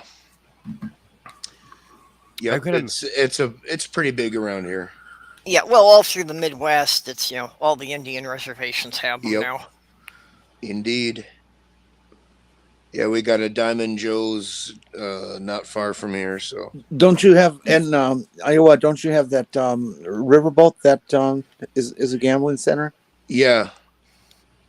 Yep, there is that. I didn't hear about that. That sounds fun. Now, see, I had Lady that of the Lake. concept. I always thought it would be interesting to have a riverboat done. I didn't What's know it they called? actually had one operating. The Lady of the Lake, I think.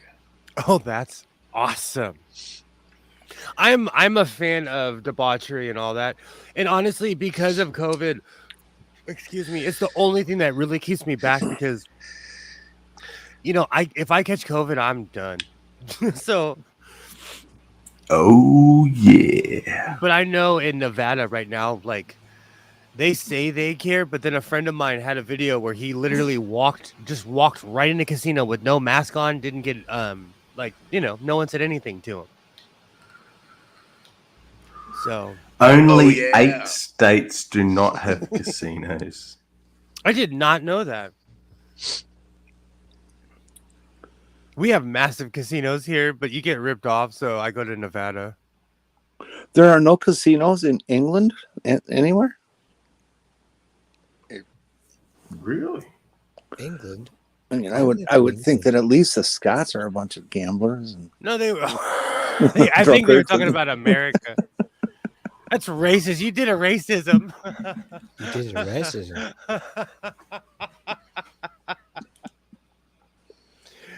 Oh, I think everybody likes to gamble. Who doesn't like to? I doesn't like to gamble. Oh, Purple disappeared. She disappeared out of her own. So I have to make this very clear. I'm British, so we doesn't gambles, we doesn't pedophiles, we doesn't crimes. Right. I have a country full of convicts sent from over there that beg to differ. Don't blame me. Sam, don't blame me, you dick. Not my fault. Wow. I did not know that, Jinzu. To Thank be you, honest, The Great Britain is like the cross-dressing capital of the planet. You know, I agree with Jenny. I've been there. I'm from LA. I'm from LA.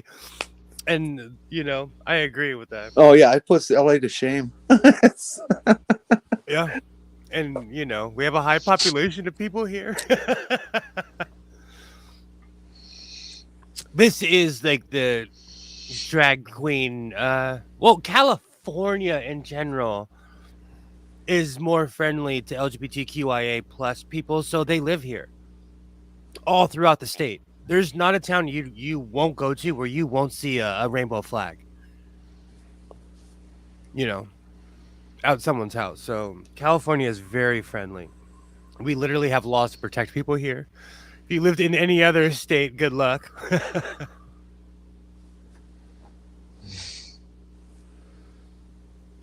Geez, maybe Perp really did pass on there. This is very odd.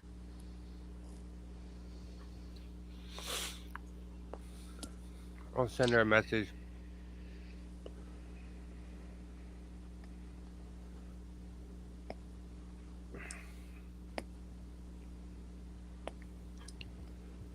We've got Jesus here. Maybe we can raise Perp from the dead. Yeah, there's going to be twice where I've sent the "Are you alive?" text.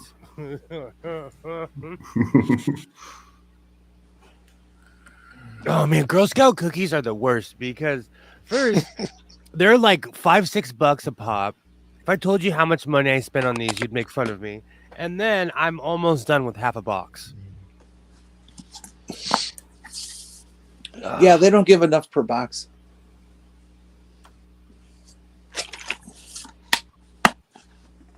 No, they don't, and their prices are ridiculous, and they always it's for charity, you know. That's okay. That's what I tell myself. They always catch me when I'm really baked, and I have a bunch of 20s on me. Oh, and the worst, towards the late, towards 2 weeks from now, they'll be in front of the grocery stores, and that's the worst because they roll you. They roll you. They're like, they get the little girls to look at you. Oh, will you buy our overpriced cookies so we can go camping? $80 later, you're a sucker and you just got rolled. Well, when you're spending money with the Girl Scouts, when you're spending money with the Girl Scouts, you're supporting an agency that is very supportive of young trans girls. So, do they have the little we call them FPOS machines, the little card swiping machine? Do they have those yet, or is it still just cash only? Well, now with cell phones, they really do, because I live in the suburbs. I love this they conversation because Americans are so fucking backwards. There are some Girl Scouts who have set up their own websites, and you can buy directly through the website from PayPal or whatever. Sam, ask the Americans if they still write checks. It's hilarious because they still write checks. I haven't written a check in like... Is that those paper things probably they almost used 2 to decades. use? I write checks all the time. You're a business. That's different. I paper trail run a business. I don't think I've ever written a check. It's all No done write online. checks. I'm old school. I prefer a paper trail, but everything has gone digital. But I like both. I've been sued a couple of times, and the paper trail has saved my duff. So I keep a paper trail. My business is a bit different though. I'm essentially paid from the government, so there's no cash, no checks. It's all digital. Americans are hilarious. They're so like 50 years behind the rest of the world. Oh, fuck you. Yeah, fuck you too, Jenny. I love you dearly. They're so. You guys have a years. queen. How far in the past are you calling us? We dumped that bitch 250 years ago. No, these fuckers, these American fucking idiots, write checks, and they get paranoid about having to sign. They don't sign their name on the back of the credit or debit card because tyranny. They're hilarious. They really are. So funny. The land of paranoia. I haven't written a check in about 7 years. You know, to be fair, we are paranoid. Isaiah and I walk around my neighborhood, and almost every house has a camera. I have 4 just in my front yard. I have 2 in my backyard. I literally have a screen right there where I can see all my cameras too. We are paranoid. Yeah, I have to be a good boy now and play. And I live on the good side. I live on the good side of town too. I have to play devil's advocate again because that's what I do. I'll be right back. I used to be in go away and don't come back. You're American, go away. Hey, be nice. Jenny knows I hate her. I used to live in a situation where Americans would give me money or try to do transactions through the medium of money, and they would get so fucking weird and freaked out when I said to them, I cannot accept this card because you've not got a signature on the back. They would go fucking mental. America is full of paranoid fucking. To be fair, no one checks. No one in America. No one checks the back of your card. They'll ask for your ID, but they won't ask. And if you swipe a credit card, they don't care. Okay, so my devil's advocate now goes on to a next level because I'm trying my best to see both sides. Devil's advocate, and this will break Miami or Florida because you know what? What do we call contactless payments? Will you know what that is? Yeah. Are they allowed to do that in Florida? I don't know Florida, but I'm sure they do. Right. You talking about direct deposit? So, right, okay. For the benefit of side charts, and I'm not being patronising, I apologise, but contactless payment is a thing that everybody in the world has, except for maybe America and Florida. So your card, you don't sign or you just do this. Yeah, I have. Yeah. I have a chip on my card and my shoulder. Right, and it's a very common thing. It's not the future. It's not the aliens. It's not the fucking Freemasons. Okay, but I feel like I'm in the future when I'm all stoned and they swipe all my stuff and I go bink, and they're like, "Have a good day." When I hit it with my card, like I feel like I live in the future. I'm sorry. Yeah. I think that's awesome. I like living in the future, Will. However, just to piss on your cornflakes. That reminds me, I have cornflakes. This is a serious because in the old days, Will, avert your eyes because I'm getting it out now. Okay. No, nothing I haven't seen before. I'm going to show it to you right now. Right. So this thing, if I lose this, if I drop this on the floor, thanks to progress and COVID, the limit that you can do contactless as it was 20 quid, 40 quid. COVID, it went up to 100 quid. If you find this, you don't need to know the size of my penis. You can just wipe this and you can spend my money. So that's crazy. That is a really scary thing.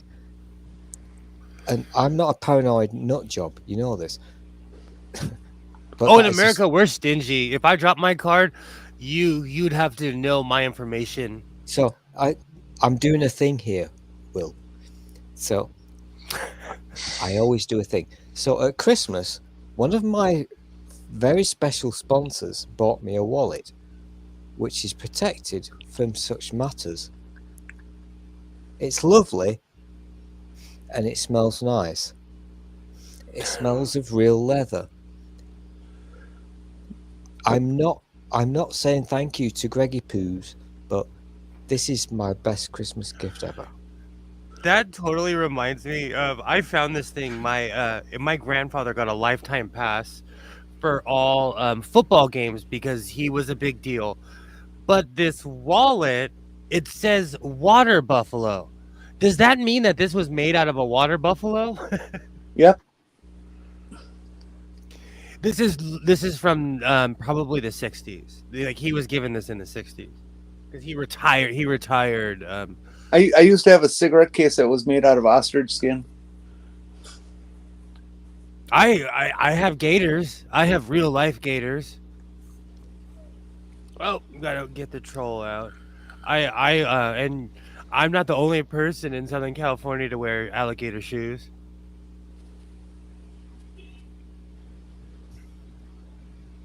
That's a really gay thing. People don't wear alligator shoes, do they? No, they're called gators, and they're made out of alligator skin. And they're different colors. You're so gay. That's a really racist gay thing to do. No, it's not. In the Hispanic culture, man, you wouldn't last 5 minutes where I live. Hispanic people outnumber everyone else 3-1 where I live. So it's not rare to see some gators.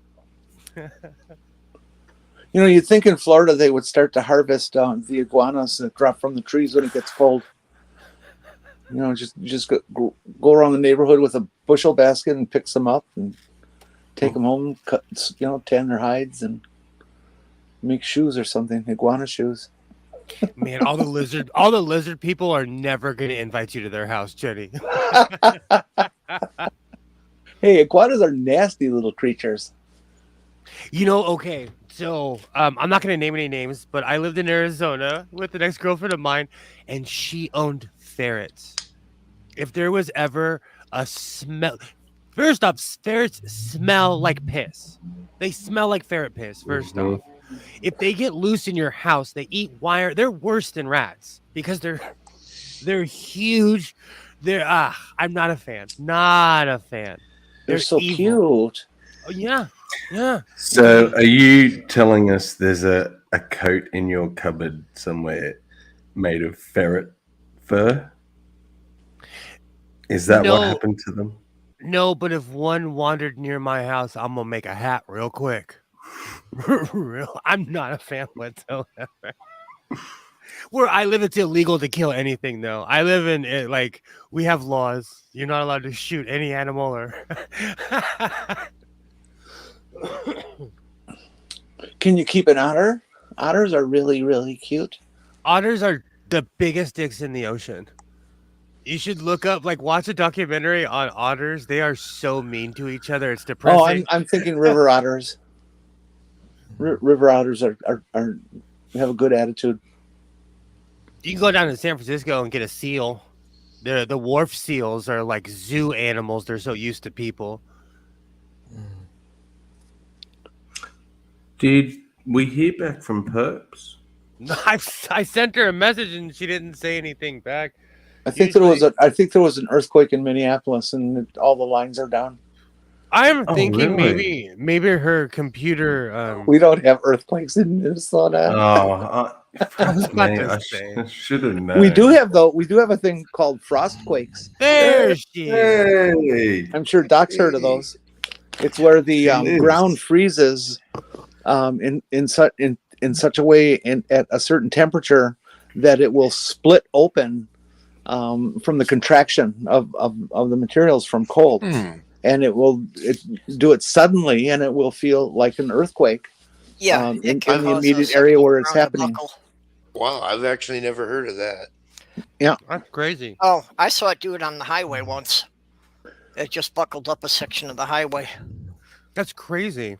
I'm where I live, the ground is always moving, so I find it interesting that things like that happen. Not here. Well, it's very rare. You have earthquakes every day. Frost quakes happen maybe every 5-10 years. It's got to be exceptionally cold for a long time for that to happen. It's not rare at all. Was it yesterday or last week? There was an earthquake while we were live streaming. And the only reason I can tell is because I have free hanging things. We call them earthquake meters. You get anything that's free hanging. If it starts moving on its own, that means the earth is moving. Hey, that'd be a good use for dead rats, wouldn't it? You just hang them up by their tail, and use their little nose as a pointer. Have some kind of graph paper. You'd be really popular around here. You'd have an auditory alarm. I hate rats. So what? Anyway, what did I miss there? My internet connection went down. I actually had to unplug my modem and reboot it. Well, we were discussing that you weren't coming back because there was an earthquake in Minneapolis. No, the last one I'm aware of was like in '94 or something like that. And the gullible Aussie fell for it. Yeah. Oh no. we have had earthquakes here. There was a 5.2 earthquake when I was living in St. Louis Park. I've heard of earthquakes. Earthquakes are even more rare than frostquakes around here. 5.2 is decent. Yeah, I was about 5-6 miles from the epicenter, and it didn't shake the house, but it did rattle the dishes on the shelves. We're in an area that's called the Canadian Shield, and it's this type of rock formation that it takes up most of eastern Canada and most of the Great Lakes region. It's such a big zone of one particular type of rock structure, I guess. And the likelihood of earthquakes with it are just incredibly small. We're more likely to feel an earthquake from somewhere else that travels up to us. I'm on the eastern side of the San Andreas Fault. So if all that stuff in the Bible is true, I'll get beachfront property. Bring it on. Bring it on. See, that's a misnomer that everybody has about it. The Pacific Plate is being subducted under the plate next to it. I forget the name of it. But at the same time it's being subducted under, it's also moving to the northwest. And so it's sliding at some point. San Francisco and LA will be next to each other. Oh, that'll be the greatest pride of all time. Bring it on. Bring it the fuck on. My understanding had been that the people in California weren't worried because most of them believed that they were going to be okay and the rest of the country was going to slide into the Atlantic. To be fair, a lot of people in California are bad at geography. They wouldn't even know where the Atlantic is. I'm worried most of the people in the Pacific Northwest. Sorry. Go ahead. No, go ahead. Will just reminded me of this show I seen. I don't know where I seen it. Must have probably on YouTube, but it was students from different countries being asked questions from each other about their own country. But they start off, so it was a bunch of American kids, and they said, where is Australia? And they're like, Europe? Africa? It's embarrassing. Not even a clue. No. Australia, not Austria. No, it's really, really sad.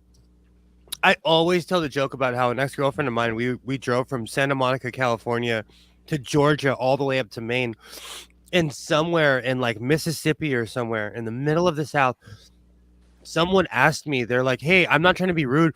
What part of England are you from? They had never seen a person of my complexion speaking English the way I do, ever. Oh my God, really? Ever. No, I told him because I watch way too much Doctor Who. I told him I was a temp from Chiswick. Donna Noble. That's Donna Noble. I said I'm a temp from Chiswick. My ex-girlfriend Mackenzie, once a year she'll send me a meme of Donna Noble or something. You know, I'm probably gonna get one on Facebook for my birthday. I had lived in Minnesota pretty much for my whole adult life before I moved to New York. So apparently I had picked up the Minnesota accent, and everybody in New York thought I was Canadian. Exactly, that's what I'm saying. Americans, it's scary how gullible we are sometimes. Yeah, so I'm wondering how long I have to be back here before I get the accent back. And I'm not trying to bash the South at all. Californians, we are not we're not the sharpest knives in the set either. Jay Leno used to walk around the streets of California and ask questions of people, and it was embarrassing how stupid Californians were. Yeah, jaywalking was a bit he did on his show.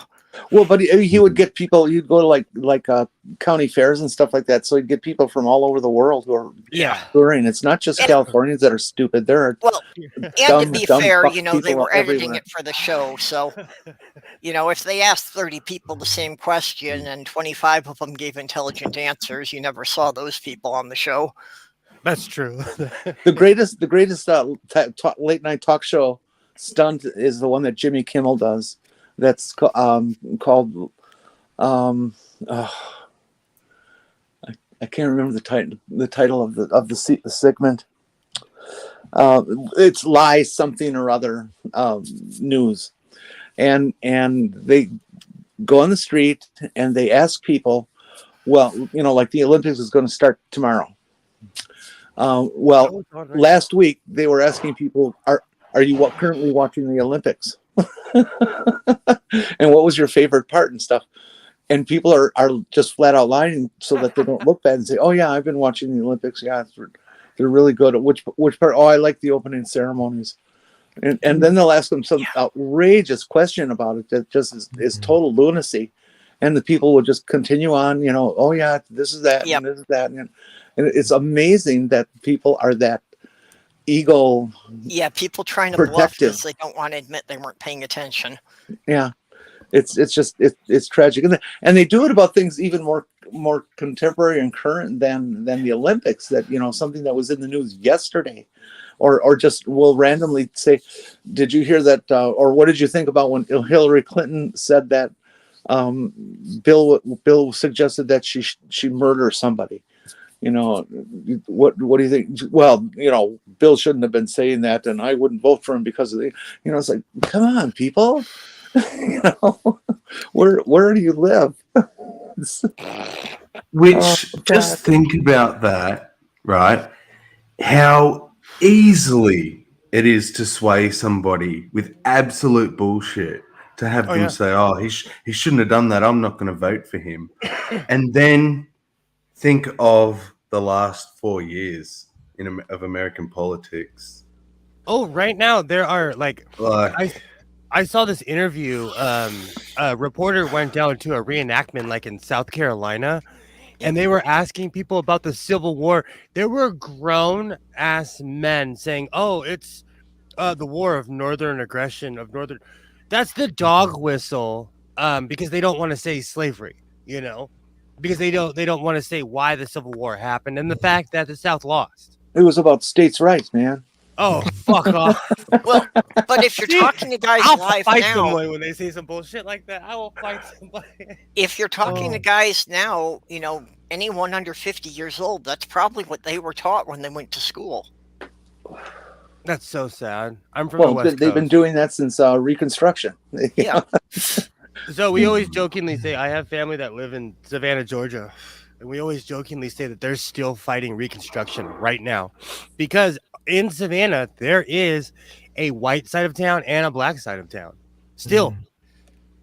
And my my side of the family has had the same plot of land since Ulysses S. Grant gave it to him. Or I'm sorry, Sherman. Well, Sherman was the first person to liberate everybody in the South, and Grant was the one who gave him the 40 acres and a mule. White people are also real loath to admit that Abraham Lincoln was quite a bit of a racist himself. Now, come on. Racism isn't really a problem. Panda bears are black and white and Asian, and everybody loves them. Oh, that is so beautiful. I haven't heard that one in a while. What do penguins fall under? Because they're black and white as well. And they're from Africa, Antarctica, and that is true. Penguins fall under love them or they'll shoot you. But nothing's better and cuter than a quokka. Oh, where is that? Quokkas are the sweetest animal on earth. I have a meme. It's a penguin holding a machete, and it says, "I choose violence today."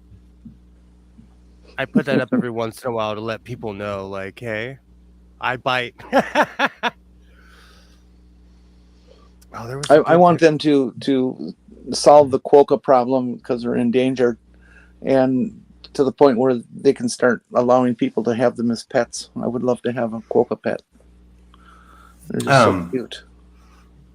Do you like the anti-kindness? May help them. I'm not familiar with that.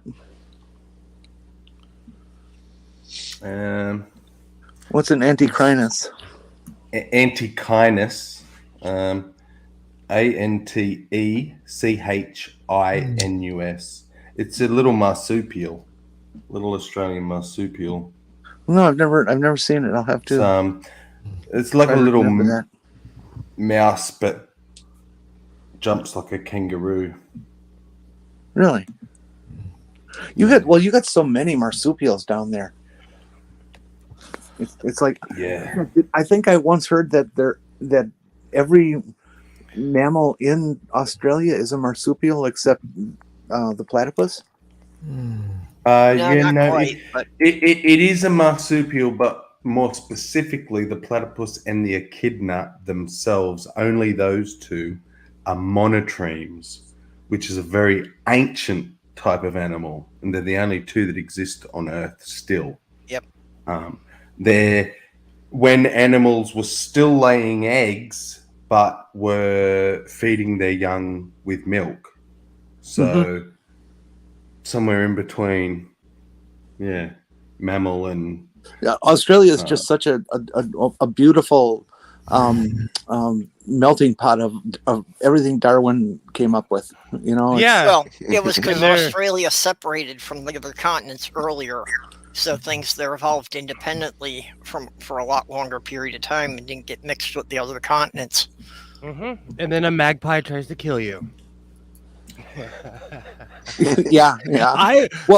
Parakeets come from Australia. They only try. And lorikeets and cockatoos. I've shared a picture on. I absolutely love crap television, and I watch very cute kangaroo mouse. I watch Australian Inside Edition, and they have the most awful stories on there, and I love it. And it's always every once in a while, like a bird attacked me or something. Look at those! Look at it. Is that a JoJo something or other? It's a marsupial gerbil. That's real. Where you live, those things exist. Oh yeah. Is that cute? Wow. I would trip out. I think it's a rabbit frog mouse. It is. It's absolutely bizarre little things. So there's a kangaroo mouse, and we have a kangaroo rat as well. Sammy, Native Atheist has a request. He wants you to turn around and slap Jesus in the face. Yeah, I tried, but it sort of hitting yourself out on the hands. Can you find that anti-case or you want to see an anti-kindness? They look sort of just more like a mouse.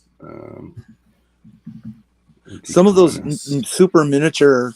They're rodents and other genus and stuff are just so adorable.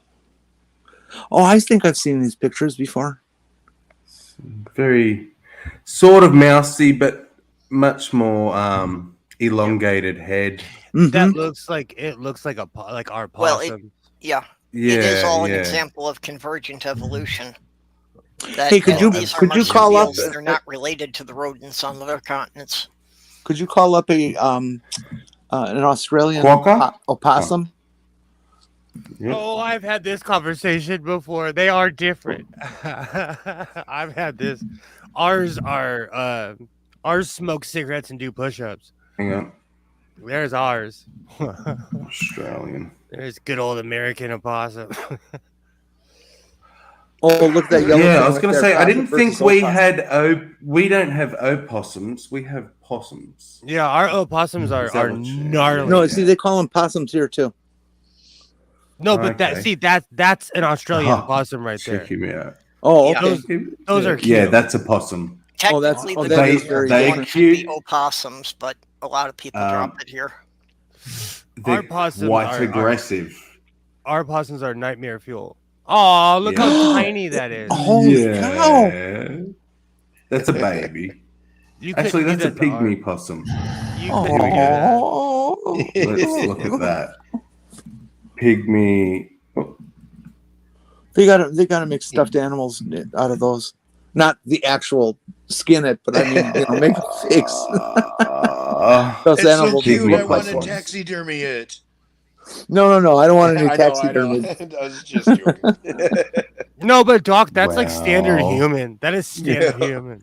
Yeah, whip out a quokka. Oh, There may be ones. people in chat who have never seen one.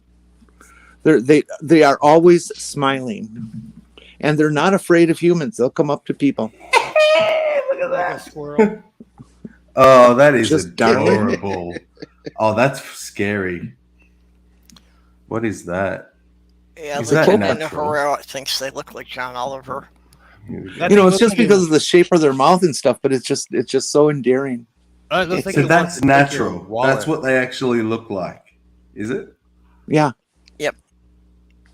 Wow, that's Yeah, that- and that they're one is very kinda and they're creepy very looking. friendly and stuff, which is I guess why they're so endangered is because they're easy to catch and all that. Yeah, kind of stuff. exactly. Yeah. They're too How friendly. have I never seen this? Well, they only live in a very small area of Australia, somewhere in the upper Okay. northwest area. That one with the yeah. guy next to it is a great picture. Yeah, the photo bomb, great photo bomb. Oh God, they're Where's that just one? so They wonderful. are cute little guys. I love them. That's adorable. I hear one of their features that upsets people because people are the way we are. I is see. that We're on a if different page. threatened, if it has its young and it's threatened, it'll turn and run and leave the young. Oh, Well, survival is survival. yeah. Well, that's actually why marsupials have survived so well in Australia's harsh climate, Take is this the one. ability to abandon the babies. So, anybody in chat never see one of these before? Is this the first time? Yeah, I've never seen one. I've seen them before. And I love Yeah, the name, Quokka, Quokka. Apparently, they're not even on the Australian mainland. It says they're only found on some smaller islands off the coast of Western Australia. Crazy. They have such human-like faces. Well, it's like the Tasmanian devil is only seen in Tasmania. Did they ever figure out that cancer thing or something that they were going through?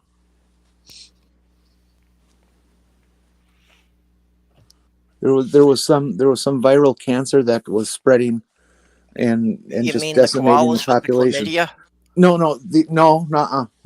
In the Tasmanian devil. Oh, That it was just killing them off by the dozens. No wonder the koalas is an LA mascot because it's got a VD, huh? That's literally the Dodgers mascot are the koala bears. It fits the city. It fits.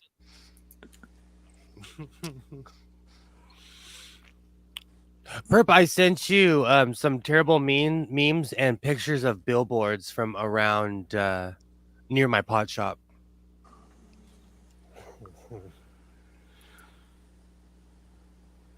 What a stupid meme.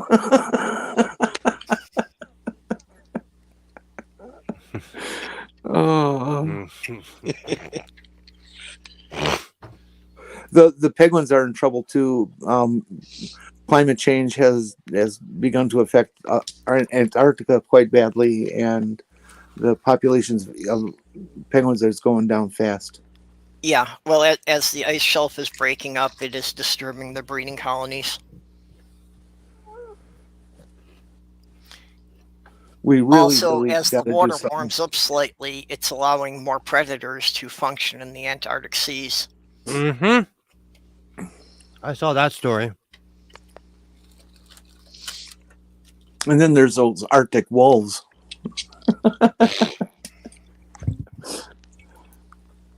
That was a joke about people that don't know the difference between Arctic and Antarctic. Yeah, it always bugged me, all of the cartoons that had penguins and polar bears together. Cassowaries. Oh, those are vicious motherfuckers. Yes, but they're better than Ken Ham. Yes, they are. I would support this deal. And throw in Jordan Peterson too. And, well, what the fuck, Holman I as cannot well. stand Jordan and Peterson. Ray, what's his name? Brad, whatever. Hey. Brad. What was that his name? Blanchard. Ray Blanchard. We got rid of Ken Ham fair and square. There's no takebacks. Well, we did send you the guy who started up that Divine something or other church that's really geeky and strange. No, that's not even because Ray Comfort lives around here. Is it Ray Comfort? Oh, Ray Comfort. Who's the Aussie? Is he an Aussie? Ken Ham or Ray Comfort or both? Both, I thought. Both, yeah, you're Well, right. I'm missing the name, keep and them I'm both, probably too. screwing up the history of it. But there's some church that America and Australia share. It's a Christian evangelical kind of Is it Hillsong? stereotype, and they're really bizarre and have all kinds of strange attitudes. Chris Pratt is a member, and there's a fair number of Hollywood celebrities that are into it. I've said this a million times. I give Ray Comfort respect, though. And of course, it's an Aussie, but he goes to some of the toughest neighborhoods in LA, and he's not scared. He goes to neighborhoods I wouldn't go to. and he still hasn't been. Yes, an important distinction. Ray Comfort's a Kiwi. He's crazy. Really? Oh, that's sad. I thought New Zealand was perfect.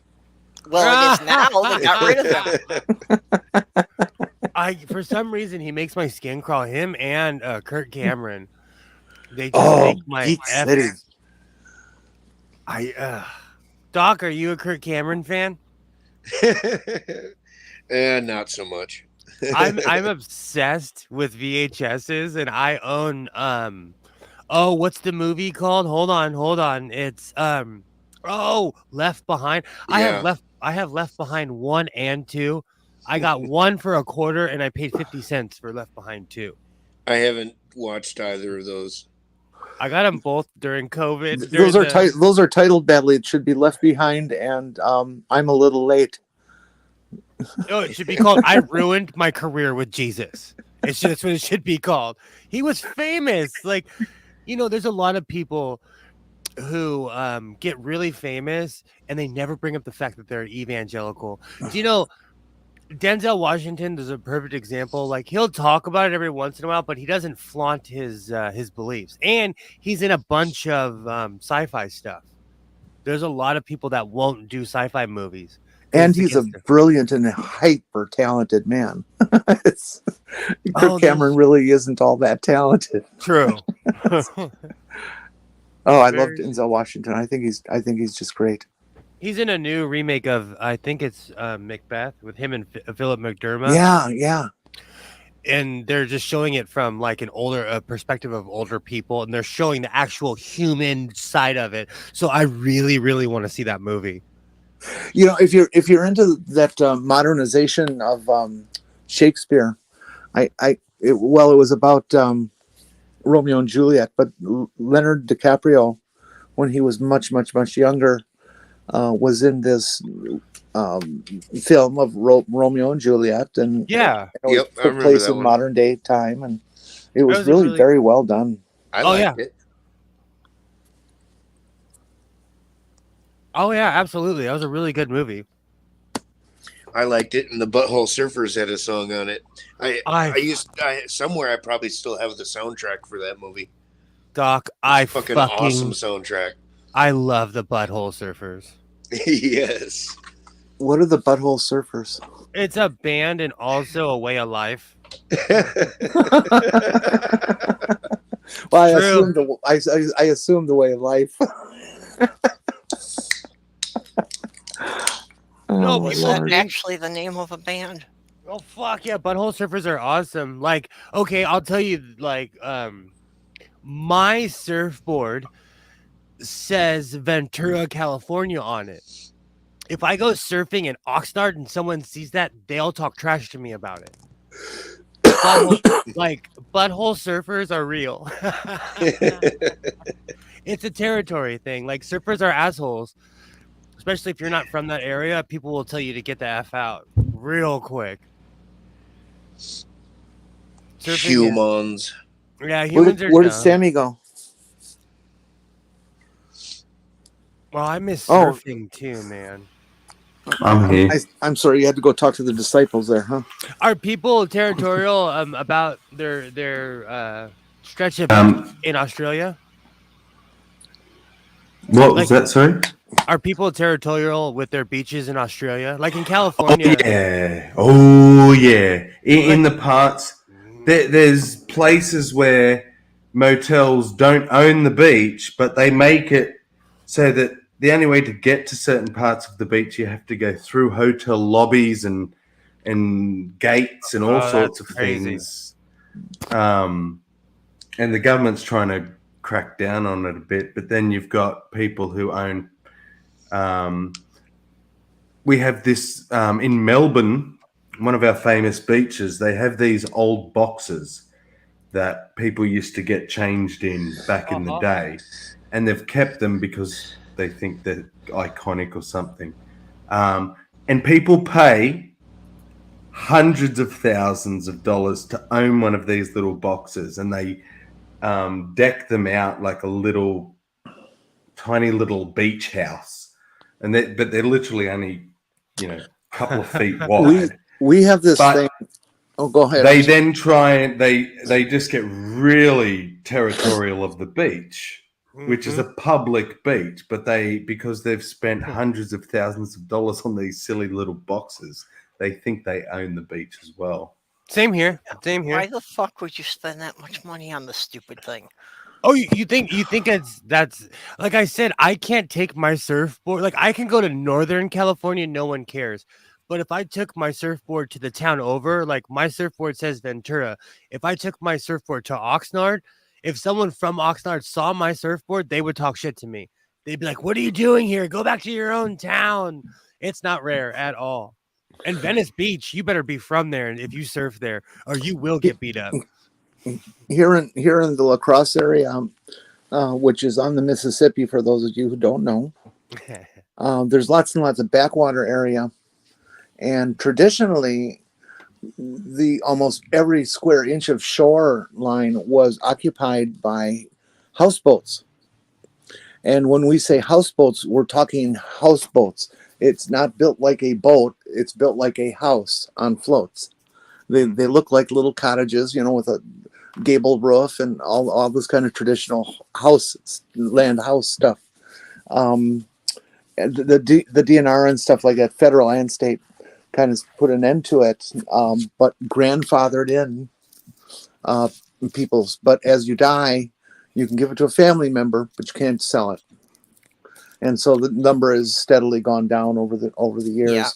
And now there's not all that many, but there's several hundred in this area, but that's nothing. There used to be several thousand. Those are always a bad idea. The basement's constantly flooded. Yeah, it is. It is. But I can understand the appeal. Of just imagine living on a nice calm little river and feeling the gentle sways of the water and all that kind of stuff. There's no hurricane coming up the Mississippi to get you. It would be nice, a nice summer place. Share my screen if you don't mind, perps. So these are the they call them bathing boxes, the Brighton bathing boxes. So I was just reading. So there's a picture of them. So that's it. Oh, that's a shed. That's a half a shed. It's that's a shack. Yeah, that's a boathouse. Boathouses are a little bigger. Some of them even have second story. $300,000. Fuck. And that's where they actually live. Is that close together? Yeah. Well, they don't live in them. They're not allowed to live in them. They could just go and spend the day. I think they're allowed to spend a few nights, but they're not allowed to be lived in. So see, these you are allowed to live in around here, but nobody does in winter. It's just too cold. It's Minnesota. Oh, there you go. So there's one open. See, nothing. Like, why would you? Well, because you have your own space on the beach. Then I understand that too. Not at that price. If you've got enough money, but I understand the appeal. Hey, could you look up another Australian bird? People, I want to share it with people. A lorikeet, Lorikeet.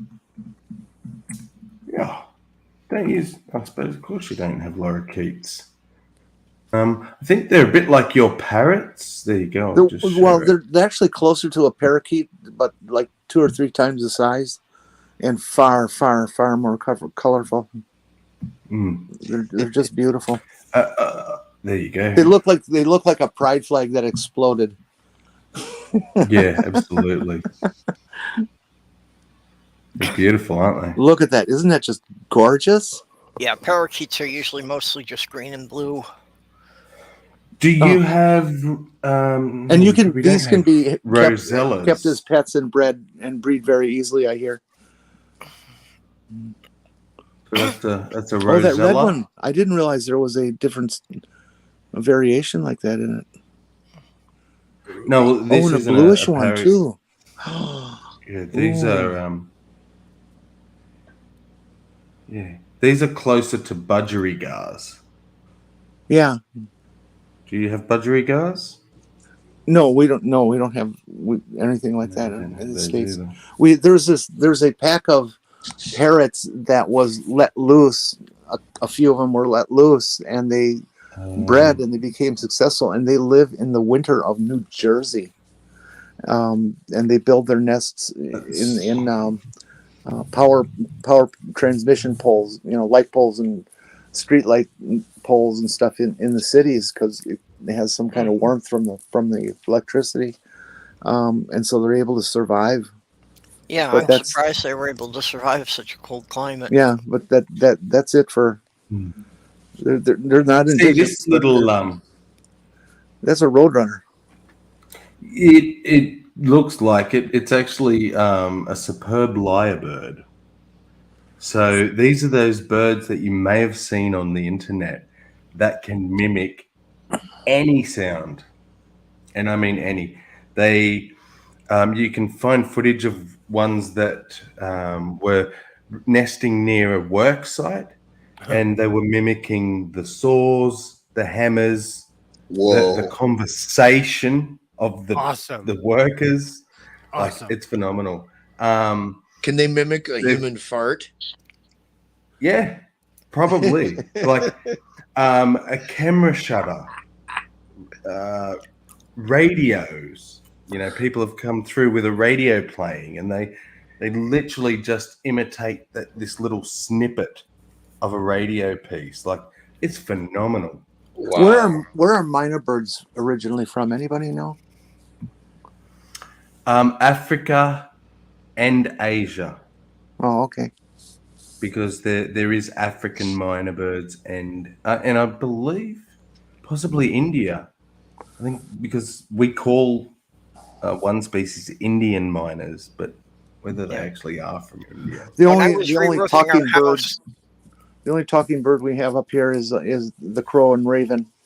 They can be taught to mimic sounds like speech and stuff like that. When I was re-roofing our house in St. Paul in 90-something, I was actually surprised to realize that the woodpecker was mimicking me. Oh, really? Yeah, that he would keep replying with the same rhythm of hammer beats. Every time I set down my hammer, he'd reply with the same number of beats. Groovy. That's awesome. I was gonna say, were you smashing your face against a chainsaw? Oh, let's hear this. Yep, I just realized I didn't share the sound, so I'll reshare that. Yeah, I was gonna ask if there was any videos of these guys. Oh, there's quite a few. Share. I always wanted to go to Australia until I learned everything wants to kill you. Mark Short, you're hilarious. It's still, if I had the money, I would love to go take a photo safari in Australia just to get pictures of all these animals in their natural habitat.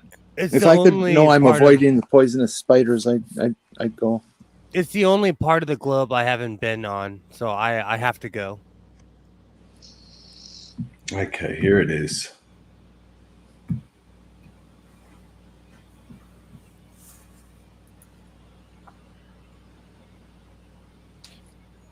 I got hammered by a cougar one time, doorknob head.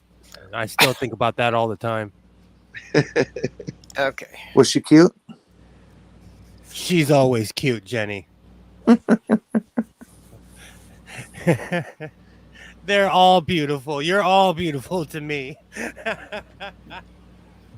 Well, I hope cougars are still in. I hope I still have a chance of getting a date. Are you kidding me? I don't know what it is. Ever since, like, from the time I was 25, cougars just love me. And there I'm you go, old. Johnny. Don't like poisonous spiders. Don't need them. I've shared the wrong screen. I thought, why can't you see or hear that? Okay. Practice makes perfect. Third time's share audio. Chrome. God, I think that Jesus thing of yours is so funny. Is that shared now? Yep, that's shared. That was a camera shot. Oh, did you hear that? He hears in the forest. No. That was a camera shot. Oh God, is that good?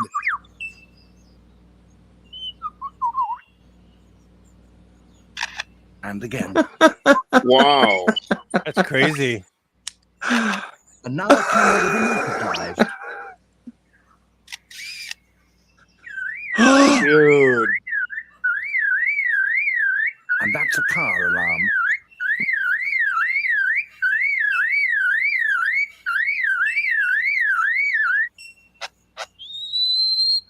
And now the sounds of foresters and their chainsaws working nearby.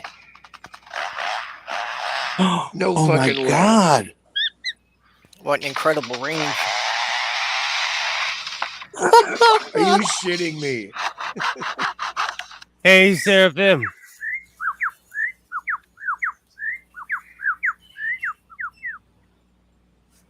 I love it. Every time. That is so impressive. God, I love animals. Well, and that's why I'd really want to go to Australia, just because they have the most unique wildlife. They have just so many things that there isn't even anything close to them anywhere in the world. Well, the important thing though about that one that does the great sounds, how do they taste? Well, and one of the things I would like to see for myself is that crab migration in Australia, where like 1 million crabs climb up out of the ocean, walk across the continent, and dive back in on the other side. Oh man, if you want to see a crab migration, come to California during Fleet Week when the Navy comes. San Diego, San Francisco. Oof. Everybody ends up with crabs. I would like. And the thing is, those gigantic crab that are very comfortable with people, and they hang out in your backyard, and they're just really massive. And I've seen pictures of them crawling out of trash cans and stuff like this. They're just really scary looking. Crabs. Huh? Those giant coconut crabs. Can you eat them? Do you know? Speaking of giant coconut crabs, so Amelia Earhart, they believe that they had discovered that she managed to land on this little atoll of islands, but there was bugger all on them, like not enough vegetation or water to survive. And what they think happened, because they found this her skeleton, and I believe it's been DNA tested now, and it is hers. She's just her skeleton sitting there by this campfire, and they're like, how did she sort of die just sitting there? And what they realized that these islands get swarmed by these coconut crabs, and they smell blood, and if they smell blood, they just come swarming. And they imagine she was quite injured from crashing, and so they believe that's right. The skeleton was in parts, and so they believe that the poor thing, just too weak from dehydration and malnutrition, had to sit there while these giant coconut crabs. Okay, that's officially the worst effing way to die. Or if not, it's on the list. That's on the list. Yikes. Just getting eaten alive. Fucking A, dude. Mark, you said that that other crab migration is on Christmas Island? I think that's what I remember hearing too. Yeah, I think he was saying that the coconut crabs are on Christmas Island, which is in the Indian Ocean, a ways off from Australia. Yeah, see, I didn't think I heard anything about crab migration in Australia, but I know I heard about it on one particular island. It's ironic, Sammy. I watched the Star Trek Voyager episode of the 37s where they find Amelia Earhart on a different planet. I just watched that recently myself, dude. I've been binge watching Voyager over the last week. Same. I started 2 days ago. I fell asleep last night to season 1, and I woke up to season 2. I'm a Amelia Earhart fan, and it's just her whole story breaks my heart. Not just her being lost at sea, but the difficulties and stuff that she went through, and stuff like that. That plane that she had, though, that Lockheed plane that she was flying at the time, just was a beautiful craft for its day. Polished aluminum, just fucking gorgeous. It just really breaks my heart that she died that way. Well, I just Googled Amelia Earhart eaten by crabs, and Google seriously gave me the result. Did Amelia Earhart have crabs? Fucking Google. No one cares, Google. Because that's because that's what somebody asked. That's what somebody typed in, probably. Somebody was like, I wonder if Amelia Earhart had crabs. See, and this just shows the terrible grammar of people. They've clearly asked, did Amelia Earhart have crabs? But the answer given is in reference to her being eaten by the crabs on Nicomaroro Island. People need to realize in a search, all you need is keywords. You don't need a sentence. Amelia Earhart crabs, Amelia Earhart lost, or Amelia Earhart success in flying. Just Amelia Earhart personal history, and you'll get what you want a lot faster than just making a sentence that you don't even know is correct. Typing in dumb shit. Yeah. And then if you wanted to, really nail in on something, put quote marks around, like a pair of words, likely crash scenario. You put that in, quote marks, and it'll look for that phrase instead of just those words. Well, there's all kinds of search tricks people don't know. Okay. Good night, doorknob, Jen. Good night. Hey, night, Jen. Night, doorknob. Love you guys. Dog. Oh, hey, dog.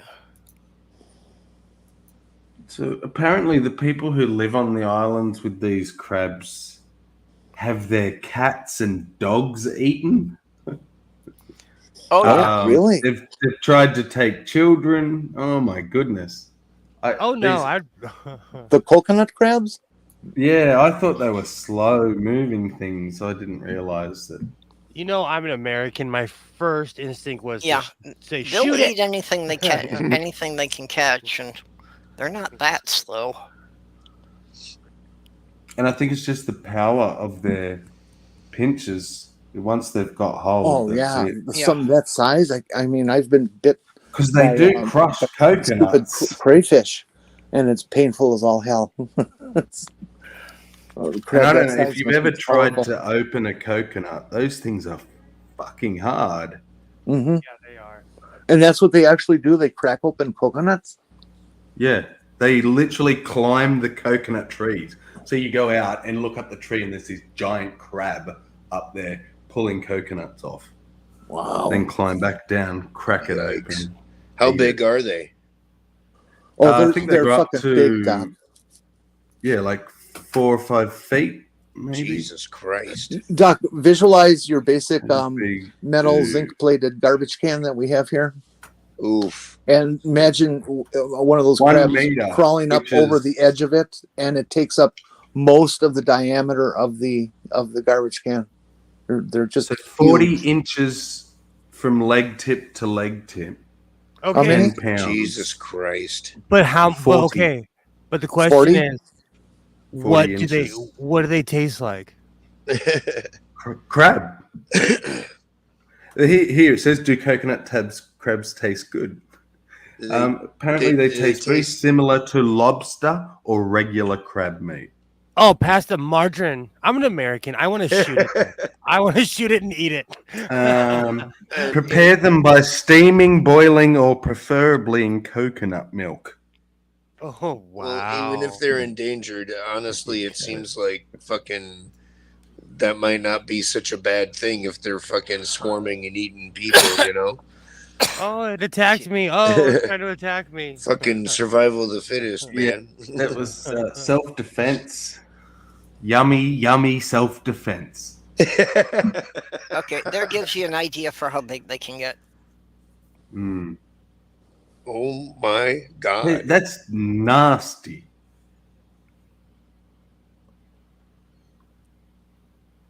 It's Oh, yeah, alien. that's huge. That's huge. Oh, that looks tasty. So how tall is a garbage can? About 3.5 feet? No, they're maybe 28. Well, 30. for the metric, for the metric among us, they grow up to 1 meter. My That trash is can terrifying. my trash can's 4 feet tall, almost 5 feet tall. My trash can's huge. That's disgusting. But isn't it a beautiful creature, though? Well, he said absolutely. they grow up to 1 meter, so that's a little over 3 feet. Oh, I can't imagine how those claws can crack open a coconut, though. The spread does not look anywhere near enough. Well, actually, I think the reason they're called coconut crabs is because they actually climb the trees, and they will actually knock the coconuts down out of the trees. But their claws what most people, at least in the U.S., think of as a coconut being this little round ball is actually the inner seed, and that comes inside of a much larger husk. Yeah. Yeah. Yeah, kind of an odd triangular shape. Yeah.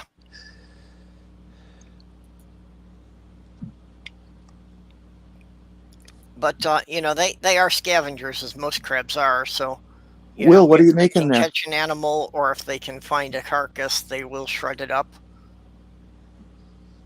Oh, Will, what is that? You got a hole in it. Oh, this is one of the American flags that I'm patching, and I have many ideas and designs for this one. This is just a corner.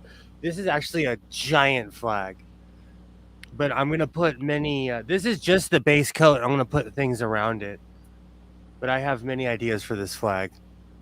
But what's that round thing? It's some kind of device. Oh, this. Hold on. No, this. No, right on the object on the flag. The lower right corner of the flag there. Oh, this. Oh, sorry. That's somebody getting their eyes pulled open with safety pins. Ow. Oh, okay, yeah. It's just not turned. It's just not turned the right way. Okay, that looks like a Slim the Cyborg thing. Yeah. Slim. That's hardcore. This is made 3D, so it looks even cooler on camera than it does in person. That looks you way can see a cooler. bit of the 3D effect. And it's got a shiny thing underneath, and you can't see it on camera, but it's really awesome. So it looks really cool on camera. Well, that's what I caught. It was the reflection thing, and it looked like it went right through the fabric. It's just something I didn't want to get rid of. A lot of the stuff that I don't use, or a lot of the stuff that I've cut and don't use, I'm gonna sew and put on this flag. It's gonna talk about how the Will, you do realize that what you're doing falls under the category of I had the word a minute ago. Oh, come at me. Yeah, defacing an American flag, which is a federal offense. Well, this was a decommissioned federal offense. It is not a federal offense. The flag code is not a law. It is a code. To be fair, this was a damaged flag that was going to get burned anyways. When we get rid of flags, we burn old ratty flags. The burning you're supposed to do. Burning a flag or anything like that is a legitimate form of protest as determined by the Supreme Court. But when they get ratty, we get rid of them like old school style. And I kept this one because we keep them over the buildings. And I'm going to do something with it. We have this state historical site in Wisconsin called the Wade House. It's near Fond du Lac, Wisconsin. And it's an middle 1800s traveler's house, place that people would be traveling in their carriages or wagons or whatever, and they would stop over and spend the night, food, bed, that kind of stuff. A fancy flop house. And one of the things they had in there, it was an American flag from like these 1820s or 30s, they said. And it was hand sewn, because there were no machines then. But every star is stitched on by hand, cut and stitched on by hand. Every stripe is stitched together. And it was wonderful. And I've always wanted to do that, to just hand build one like that. Oh, those are fun. That's like quilting. That's almost like quilting in general. It's amazing how you can build something. Jenny, I looked it up. Have to dispute you here. 18 U.S. Code 700, subsection 100 to 131. Whoever knowingly casts contempt upon the flag of the United States by publicly mutilating, defacing, defiling, burning, or trampling upon it shall be fined not more than $1,000 or imprisoned for 1 year. Really? Yep, it is a federal law. Bring it. It'll be another excuse for the feds to kick. Well, it is completely unenforced. I mean, there's been protesters from both sides that have desecrated the flag horribly. When I lived in Arizona, I saw a 20-foot flag with instead of the stars, it had Jim Morrison's face. It was humongous. It was gaudy. It was so huge. And it was an actual flag that somebody covered with Jim Morrison's face on it. It was an old flag. Huge flag. Read that law again, Perp. No, I already closed the window. I'd have to look it up all right, again. then never mind. I was just wondering if it would also cover people making things out of a flag, not the actual flag, but like putting a flag print on underwear or exactly. Okay, putting a flag print on your clothes would not be covered. But if you actually took a flag and cut it up to make clothing, yes, that would be covered. Yeah, see, now the flag code is quite long. It's like, I think it might be 30. Well, apparently, according to that, it was at least 131 parts. You know, Because that was it section talks 100 about, 131 that I was reading from. it talks about, you know, how to hang it, where the field goes, and just kind of hanging and that kind of Well, hanging. I remembered all that in Boy Scouts about, you know, when it's okay to display it, when it should be at half mast, how it needs to be folded for storage. But you know, in Boy Scouts, it was never covered when it's upside down. No. What would using it as a cum rag fall under? Legendary status. That's a patriotic act, really. Hey, is in the movie, is the Patriot, doesn't Mel Gibson stab the Hessian guard with an American flag at the end of the movie? You know, it pissed me off so much that they used fucking Mel Gibson. You know, this is even before his nastiness, that they put him in that role. To not use an American in that role was just, how fucking dare you? It's just his name. He's was not so even an well-known. Aussie. Yeah. Well, yeah, he's technically an Do American. you know how many Aussies are fucking Kiwis? Mel Gibson, Sam Neill. Really? Neil? I Yeah. did not know that. They're all Kiwis. But we claim them because we got nobody. We got like Crocodile Dundee and the Crocodile Hunter. Like two crocodile people, and well, that's it. What else have we got? Steve Irwin was American, right? Yeah. That's the Crocodile Hunter. No, he's Australian. His wife was American. My God, his wife. He come and married. Yeah, he married an American. Yeah, but he's Australian through and through. But hey, it is really beautiful to see the way his family has carried on his legacy with the zoo. Yeah, well, I think it's a bit of a show. Steve's father has nothing to do with them. Really? Because he doesn't believe that they've kept Steve's dream alive. She went back to America. His daughter became like kind of a reality star. Yeah. They left the park, like they kept it and they've left it going, but they had nothing to do with it. And in the last couple of years, they've realized, you know, that he was who he was to Australia, and they've come back and started making all these shows similar style to what he used to do, and it's almost sickening, to be honest. I recently watched a show about her, and it was kind of one-sided, but like, what else are you gonna do? What else is she gonna do? You know? Yeah. I'm always.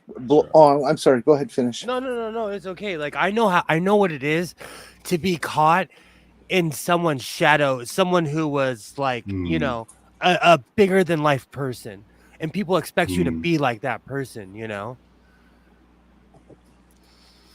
It can be a curse to have a famous parent. Oh, what's up, Kevin Chaos? I didn't see you. Sorry, brother. You are right. Like, I think they had a lot of pressure put on them to carry on his legacy.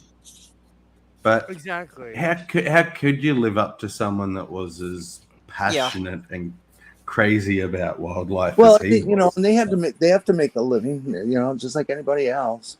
Because people tell me all the time, they're like, "Oh, you're not like your dad." Like, my pops was way more compassionate, and I'm a get it done kind of person. It's hard to follow the footsteps.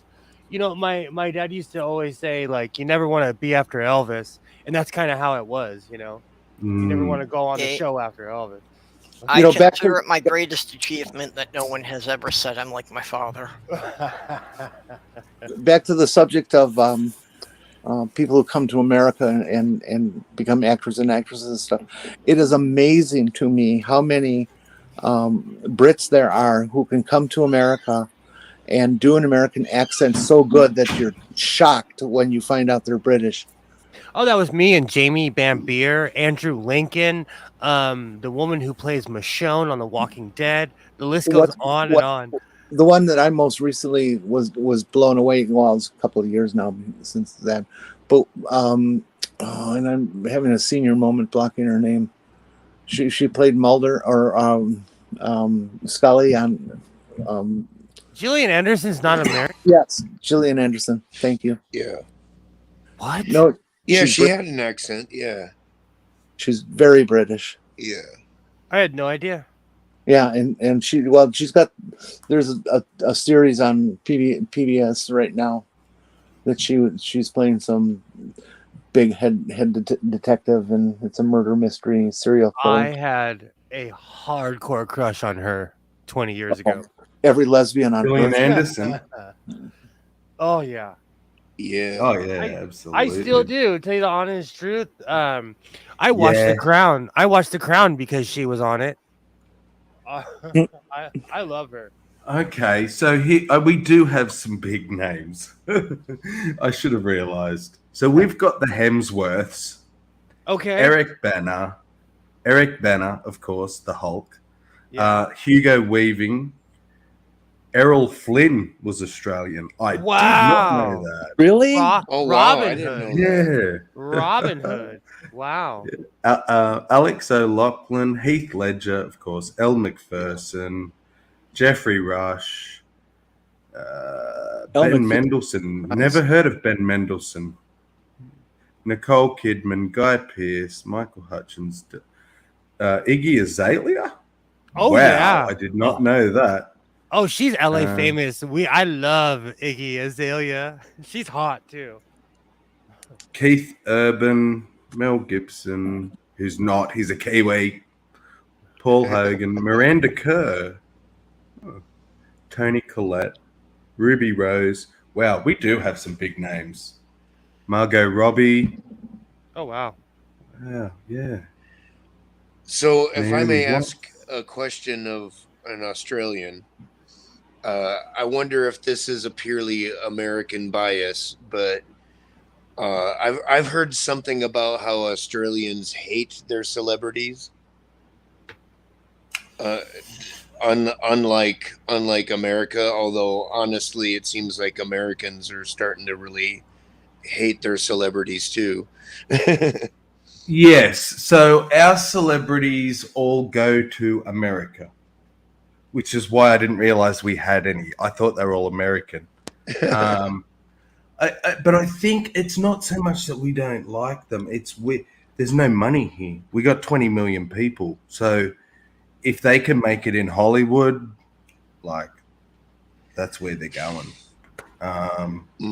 But we certainly do not look up to stars like Americans do. It is a very different thing. You know how you said that, it reminds me of Iowa. It's why Iowa doesn't have any good doctors, because if we have any good doctors, they move out of Iowa where there's money. They go where there's the fucking money. They leave. Yeah, they want to move to a more prosperous city. Sam, have you ever? Are you a TV fan? Do you watch TV? Me? Yeah. Did you ever watch the series McCloud's Daughters, like 20 years ago? Yeah, my mum was fanatical about it. That's a huge thing in Australia. That's on public television right now. I think it's tremendous. I love it. Just love it. Yeah, it's well written. It's a good show, but it's just not my cup of tea. It's such a girl. Well, it's a girl show. It is. It is. Like I said, my mum loved it. Fucking loved it. It got awards and all sorts of things, so it's a well done show. Yeah. For those who don't know, it's about two daughters that take on the family farm after the father dies, and just the struggles of that and the relationships with the rest of the crew that works there, which are all women. There's 5 principal people in the show, and it's just very, very good. You learn a lot about kind of common life in Australia and things. Yeah, well, our farming life anyway. Yeah. Like the outback. That's very much The cities are very different. And it takes place in New South Wales, I guess. Yep. Which is where I'm from. But I'm in the city. The Australian series, a place called a place to call home, I thoroughly enjoyed that. I would recommend that to people. Yeah. They made the rounds, and I came into the middle of it, so I haven't seen all of it that's available, but it's really great. Yeah, very, very it is fantastic. Then there's I don't know I think it was Australian. It only ran for like 2 or 3 seasons, 800 words. Yes, I knew you were going to say that. So it was an Australian show filmed in New Zealand. Yeah. About an Australian man whose wife had passed, and so he took the kids and moved to New Zealand. Yeah. I think it's just a beautiful story, and it's okay that it's only 3 seasons because you got to the point of the story. And anything further, and they would have been jumping the shark. So, Sammy, I have to ask: have you ever seen Houseos? I know of it, but I've not watched it. I have yet to talk to an Australian who's watched it. Really? What show?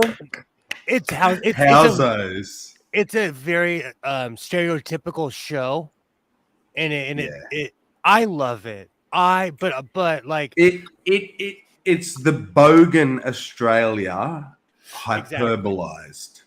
And they say a lot of racist things in it too, though. Yeah. So be careful. Which is it's too over the top for me. Like, well, I think it would be funnier to non-Australians.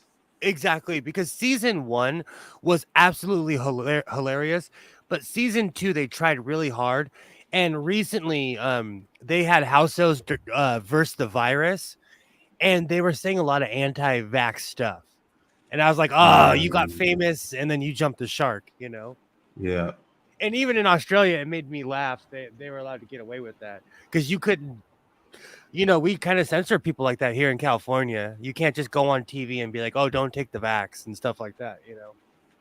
Yeah. Well, I brought it all up because I just want people to know that Australia is putting out some really quality TV, particularly dramas, because I certainly haven't seen it all. I'm sure there's some serious trash on Australian TV as well. I love Houseos. Yeah, I won't even lie. Like I'm just warning people. It's a bit stereotypical, but I love Houseos. But if you're a fan of British dramas, Australia makes some stuff that's easily equivalent and just as quality. I think nowadays we actually give Britain a run for its money. Oh, easily. Yeah, you do.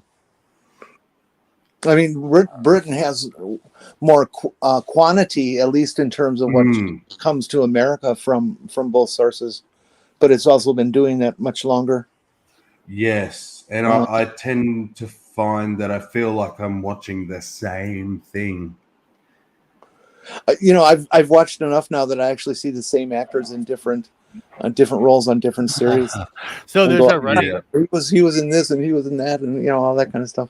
Because we also a Canadian series, Frankie Drake Mysteries.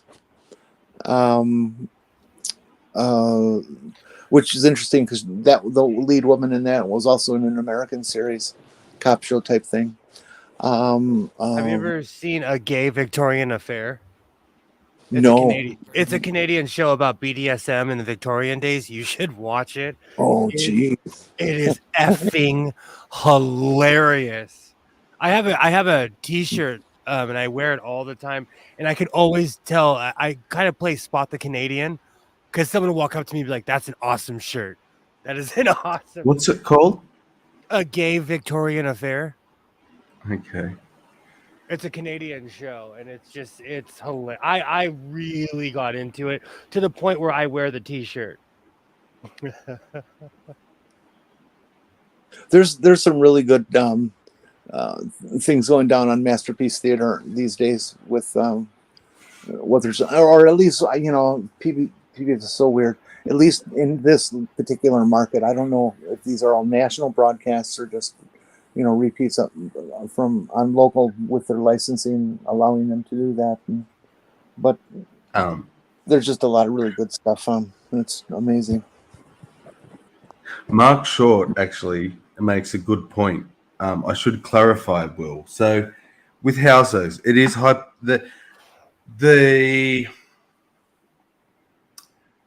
the language is a little bit hyperbolized. Mm-hmm. A little bit. It can be close to that. Like, but I'll tell you. I grew up in an area that had housing commission, what is called housing commission. Yeah. Very close by, and the situations you see on that show are true to life. Like that. See, that's what I'm saying. What some Australians are like. That's what it shocked me because, like, that's it. It's kind of like Los Angeles. Like, there's this one part where Shazza is gonna get a restraining order on Dazza, and she's like, "I'm gonna get a fucking AVO on you," and here it's a restraining order, and that's not rare. That's not rare for someone to be like, "If you F around, I'm gonna get a restraining order on you." Could So it made me laugh. I love that show. I'm holding back because I know it's stereotypical, but as an outsider, I love that damn show. I watch it when I'm having a bad day. I love house shows. Their new stuff is a little bit jumping the shark because they did get famous, but I love that show. And I think that was the problem. I sort of came into them after they were famous, and so I probably was watching the later stuff, and it just I didn't see what everyone else saw.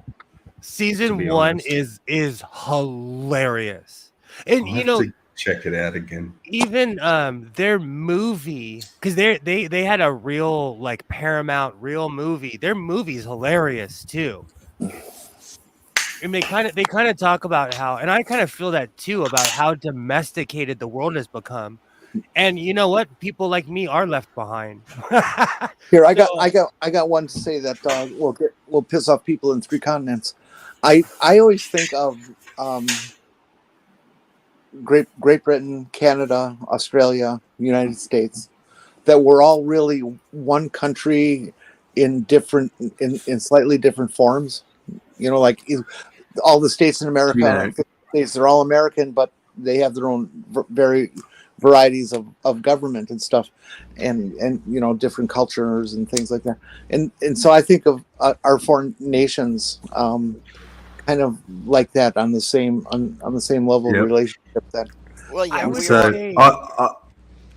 I agree, and I'm going to do a little racism. And I knew you'd say that, Will. This is my little racism. Ready? Wait, where's so Stool?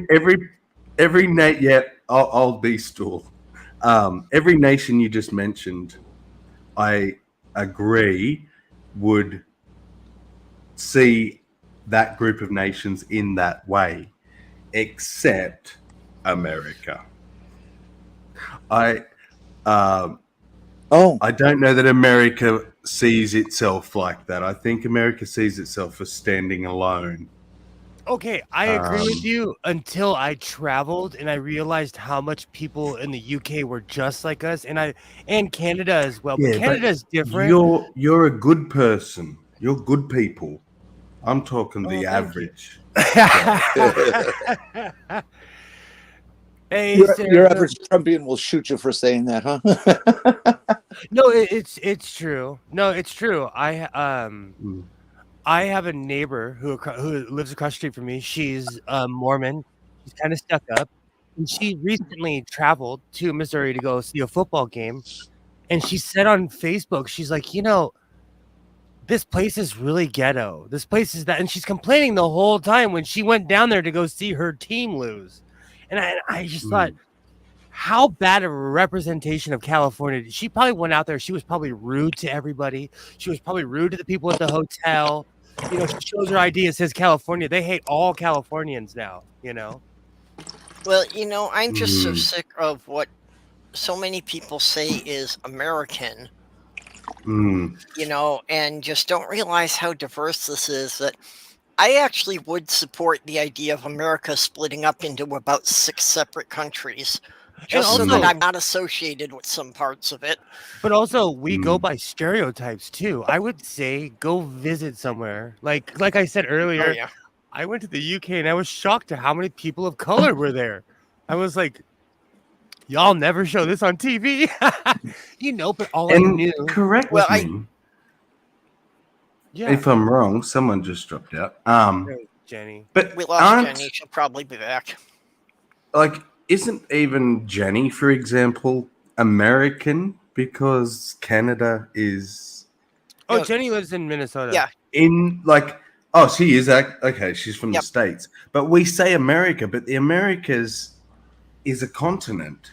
Yeah. And it contains many countries, but we just say America for the States. Well, it's like in it's like you've claimed it for yourself. No, we have, because there's Central America, there's South America, because we are North America, basically. It would be us, Canada, and Mexico, if you really want to. Yeah. And how much do Americans try to separate themselves from Mexico? Do you know, I'm half Mexican. I have family members who, because they're white, they'll say they're Basque because my grandfather's last name was Basque, but he was born in Mexico, because they're embarrassed to say that they're Mexican. But because they're white, they could say anything and people would believe them, We're sad in America. We're just sad people. Race is so overstated in America. And I know I'm going to get canceled for saying that, but it's like we go out of our way. Oh, no, don't get me wrong, Sarah. Like, stereotypes are there for a reason. Yeah, and I have to say that the reason it bothers me so much now, especially through the Trump era, is because I'm pretty sure that Florida and Texas are all the rest of the world is seeing. And they're basing the whole country on that. And that's another thing. I always like to throw these numbers out, where in my state alone, there are 39 million people just in the state of California. I really want you to think about that. How many? 39 million. Well, to put that into perspective, my entire country has 23.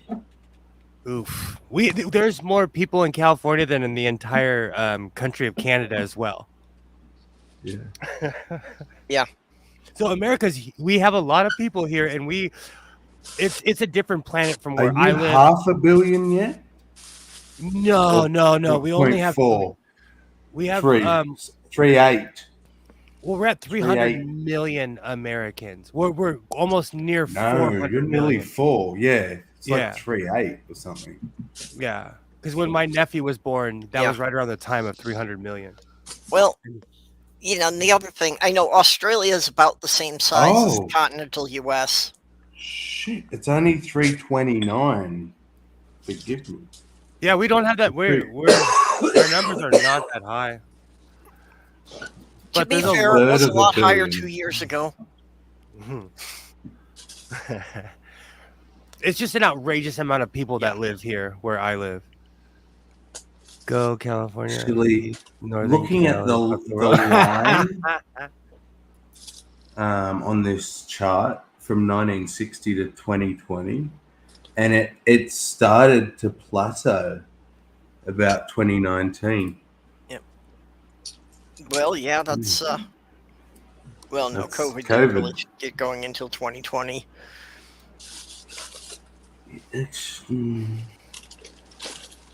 This probably is closer to 2020. So Russia has. I thought Russia's only got 144 million. I love looking at world populations like that. I absolutely love that. And the United Kingdom is 67. There you go. So, and that's three. Well, the three biggest Western powers. But then you look at China, 1.4 billion now. Holy cow. Yeah. I like to look at all of Africa, and there's like 1 billion people in all of Africa. India is at like almost 1.2, I think, billion. Like the numbers are 1.38. They're nearly at 1.4. So they're actually about to take over China, apparently. One of the reasons, because I'm in a lot of like black forums and stuff, and this guy was like, black people are being erased and all this stuff. I said, man, look up how many people look in Africa. I heard him type, and then he didn't say anything else. Ooh, they've grown a bit too. They're 1.21 billion. Yeah, that's a lot of people. No, that was in 2016. Why is there not anything more current? 1.3 now. Wow. Yeah, although that is an entire continent. We're not talking. Yes, that is the whole continent. No, I want to overstate that. No, I have to make that distinction, especially to Americans.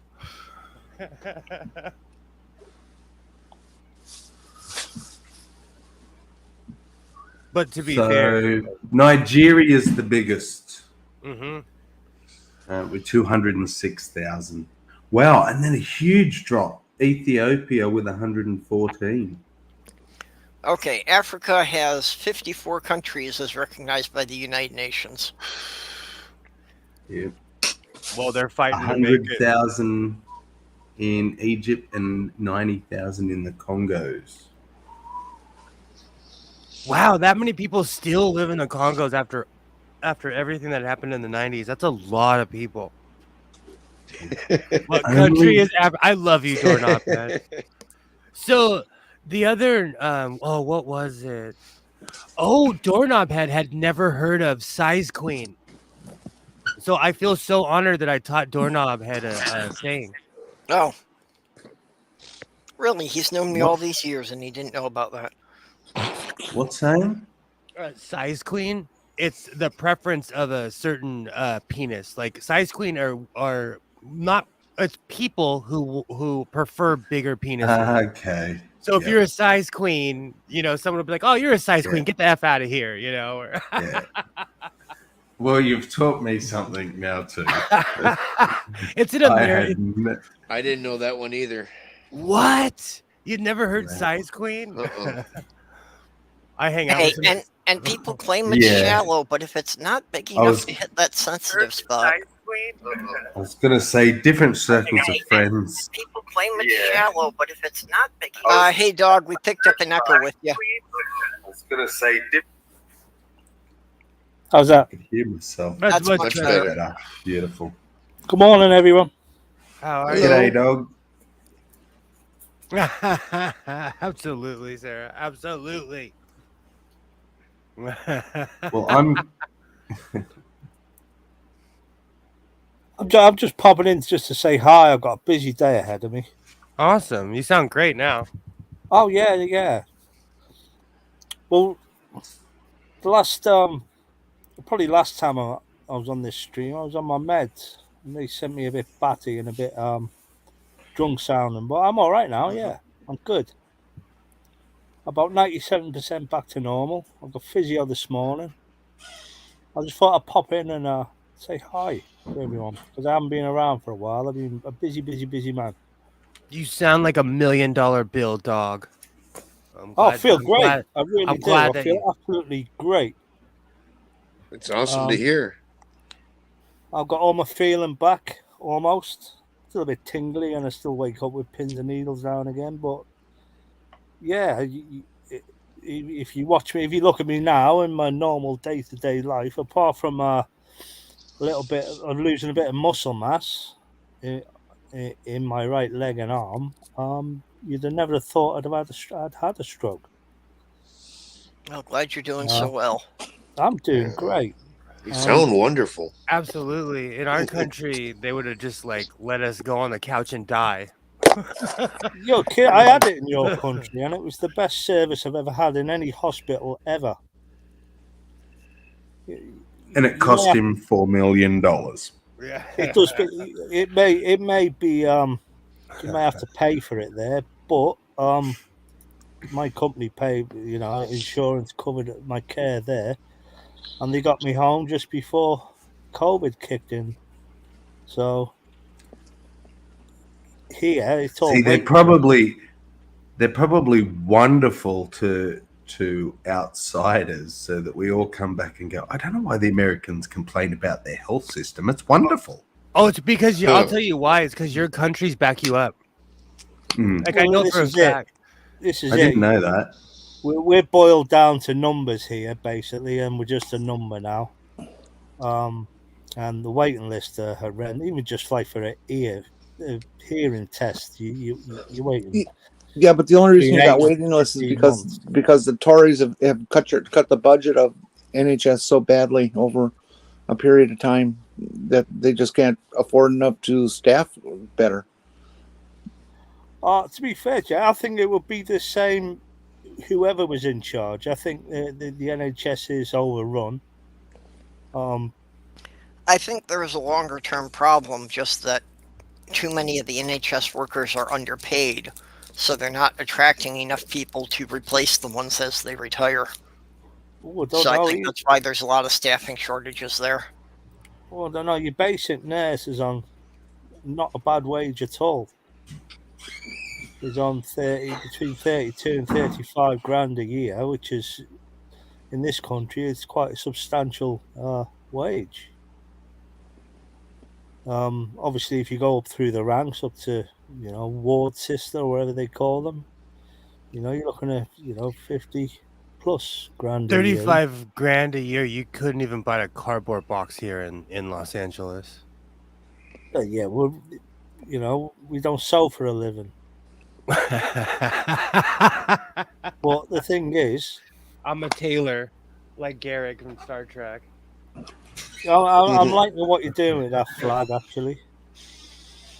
And you're not really defacing it. You're prettying it up. The flag's still there underneath. Oh, it was trashed. It has a bunch of holes in it from the wind from over the years of being on top of a building, It got it got decommissioned, so I'm decommissioning it even more. You want one of them southern flags? I put a big black penis on a Confederate flag, and that was my most viewed picture on Twitter. And Twitter took it down twice, and I put it back up. I changed the head. And the head of the penis. Yeah, because they said it was too realistic, so I made it more cartoonish. It's literally, I'm looking at it. It makes me laugh every time I look at it. But you gotta show us. That was my most viewed picture on Twitter. I'm gonna frame it. Can you send that to me? It's got a big brown dong on it. And he's going to auction off an NFT of it. I love me some big brown dong. And my initial right. Once my initial complaint was like, because Twitter was like, we're taking this down. Do you have anything to say? I was like, are you really defending a Confederate flag? And they let my picture stay up just off that bitchy answer. So good on Twitter.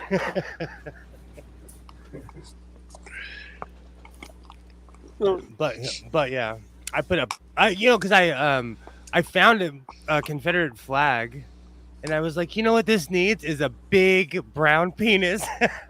Well, no one would have thought of that other than you. Hasn't it been renamed the treason flag or something? No. Okay. I'm going to consider this a good high point to go out on. We've been going more than 3 hours, and I need to unwind and try to get to bed. All right. Also, on a lighter note, I actually share a birthday with General Robert E. Lee. So, you should demand exclusive possession of it. Well, yeah. Forget about him. Like, who's Hitler? Who was he again? Yeah, you got to forget all these people, haven't you? He's some kind of streusel salesman. Well, doesn't belong in history, I don't think. I do have a plan if I can get a time machine. What we need to do is go back in history, or go back in time, and we need to get Hitler's paintings in an art gallery and encourage him so that he never goes into politics. Oh, Doctor Who had a whole episode about that. You can't go back in time and shoot Hitler. You can't make him go left or right because you can't do that. No, Hitler is the guy that replaced the guy that was worse than Hitler. Yeah. Well, that was my explanation too. I'd go back and I'd probably shave him bald and tie his shoelaces together. One of them knots you'll never get out. You have to get a little pin to get it out. Hours of trying. They actually say that in Discovery when this guy is talking about what life is really like to be on one of the top tier starships. He's like, you don't know the pressure, man. You don't know how hardcore it is. Lower Decks. Yeah, I love that show. That's great. Yeah, it is good. I've been watching that new Reacher on Amazon. Oh, is that good? I'm a big Lee Childs fan, and I thought Tom Cruise was all right, but when I saw this show, I thought that's Jack Reacher. It's exactly that, and it's exactly like the book as well. A 6'5" we are appreciated. Shithouse. Okay, well, I am going to need to wrap this up, so let's go around with any last words or shills. Jenny, you have any last words about tonight? No, I think it was yes, I do. It was a lovely show. You guys are great. I'm very pleased to have met you, Atheist Sammy. Especially when you were running back and forth across Jesus's chest. I think that was very cute. Jenny, what do you mean met me? We've been friends for a long time. I'm not recalling it. Did you change the handle? I've grown a beard and I've changed my handle. I was okay. Well, remember Sammy Jenkins. Then that's it, because I'm on my phone and the pictures here are just so tiny, and I'm old and I can't see very well. So, excuse my stupidity. Then. No, yeah. If you got a 5-inch screen and it's being split up into 4. Yes, and I'm extra little. I'm extra little because I'm in Jesus' loving embrace. Don't forget. I have not so much a shill. Oh, sorry. Were you finished, Jen? I was just going to say it's not the size; it's what you do with it that counts, though. Well, it was a very enjoyable show. I hope to see you guys again on here, like next Wednesday at noon when we do this all again. Yep. We might change the subject though. Yes, yeah, 420 is Sammy we'll talk Jenkins. about penises again. Oh well, that's always a possibility. I'm glad I got you guys going on that. It was lots of fun. Okay, Sammy, what do you have to say? That's why I jumped in, but Stuhl's gone because he was trying to say 32,000 is not a lot. And I normally get 7 to 50 views on my videos when I put one out. And I only looked because someone commented on one of my videos, so I got the notification. I have a video with 3,500 views, and I was like, yeah. So I still want to know how you did it. My Stool. highest rated video still only has 800 and something. I have one that's it's at 1.8 and climbing. It was at 1.6 last week. So I know I know you're. See what I mean? So I'm like, what the hell? Do you know how? You were right, Godless. It's hate. So the video, and you've watched it, Purple. It's called Jehovah Forgives, but I don't. And it's about their cartoon for kids about this little boy who gets a bit of birthday cake icing on his nose and licks it, and then has this traumatic existential crisis because he thinks God hates him now because he licked birthday cake icing. And I just do a little review of it, and it's I had no idea it had that many views. I was like, sweet. So to hear Stool's got 32,000 and he's like, it's nothing. I was like, Stool, you got to take the wins, man. You got to take the small wins. Yeah, serious. Like, I think 1.8 to me, that like I'm like, hey, I made it. I'm like, hell yeah.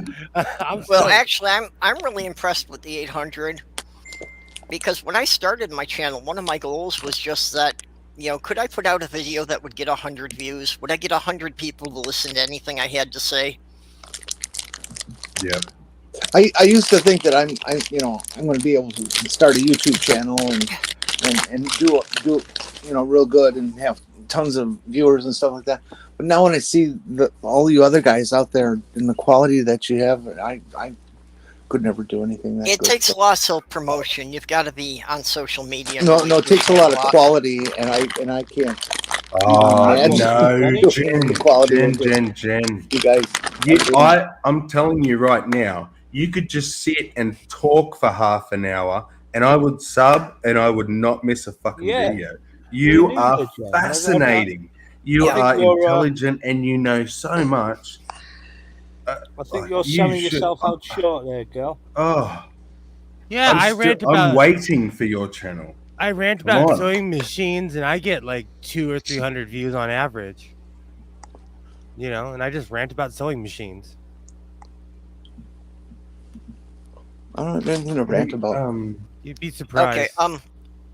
Skits. I'm not sure whose channel you were asking about, but everybody who appears on the panel, I always put all their links in the description.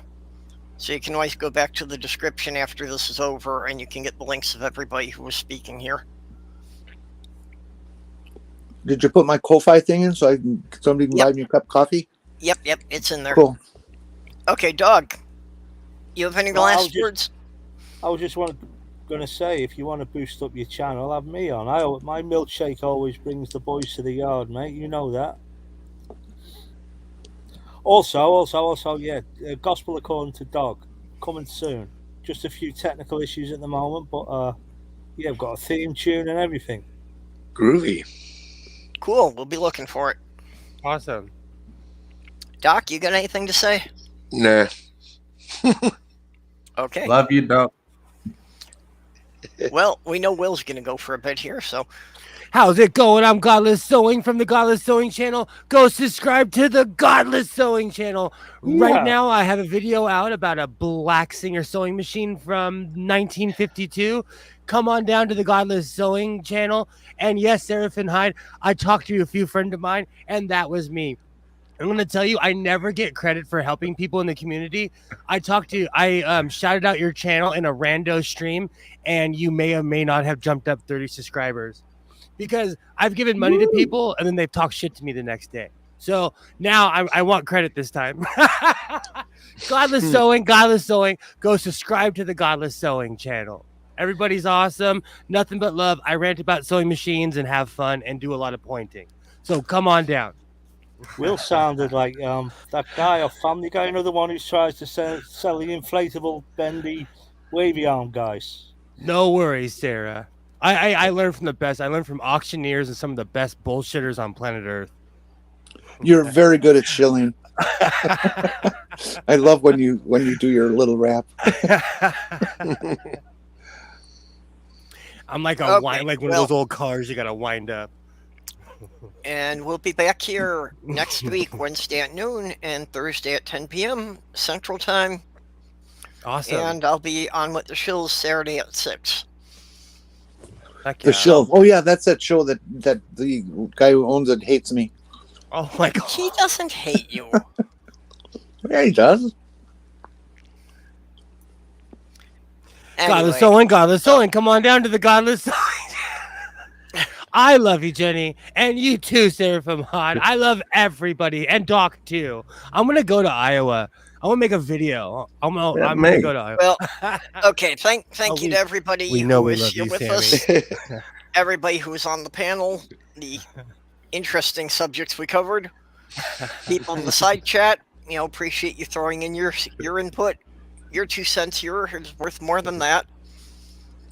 And of course, I need to thank all my Patreon subscribers. Jyuni, who does my artwork. Vonrick, X from the Utah Outcast. Ox and Robert X, who were here also acting as our moderators and playing Bop the Bots. The Lavender Lady, Greg Hartwick. Dog. I appreciate all of you helping me out here. So with that, we will see you all next week. You didn't get anything. Bye-bye, everyone. Good night, Dad. Love you. You're why we do it.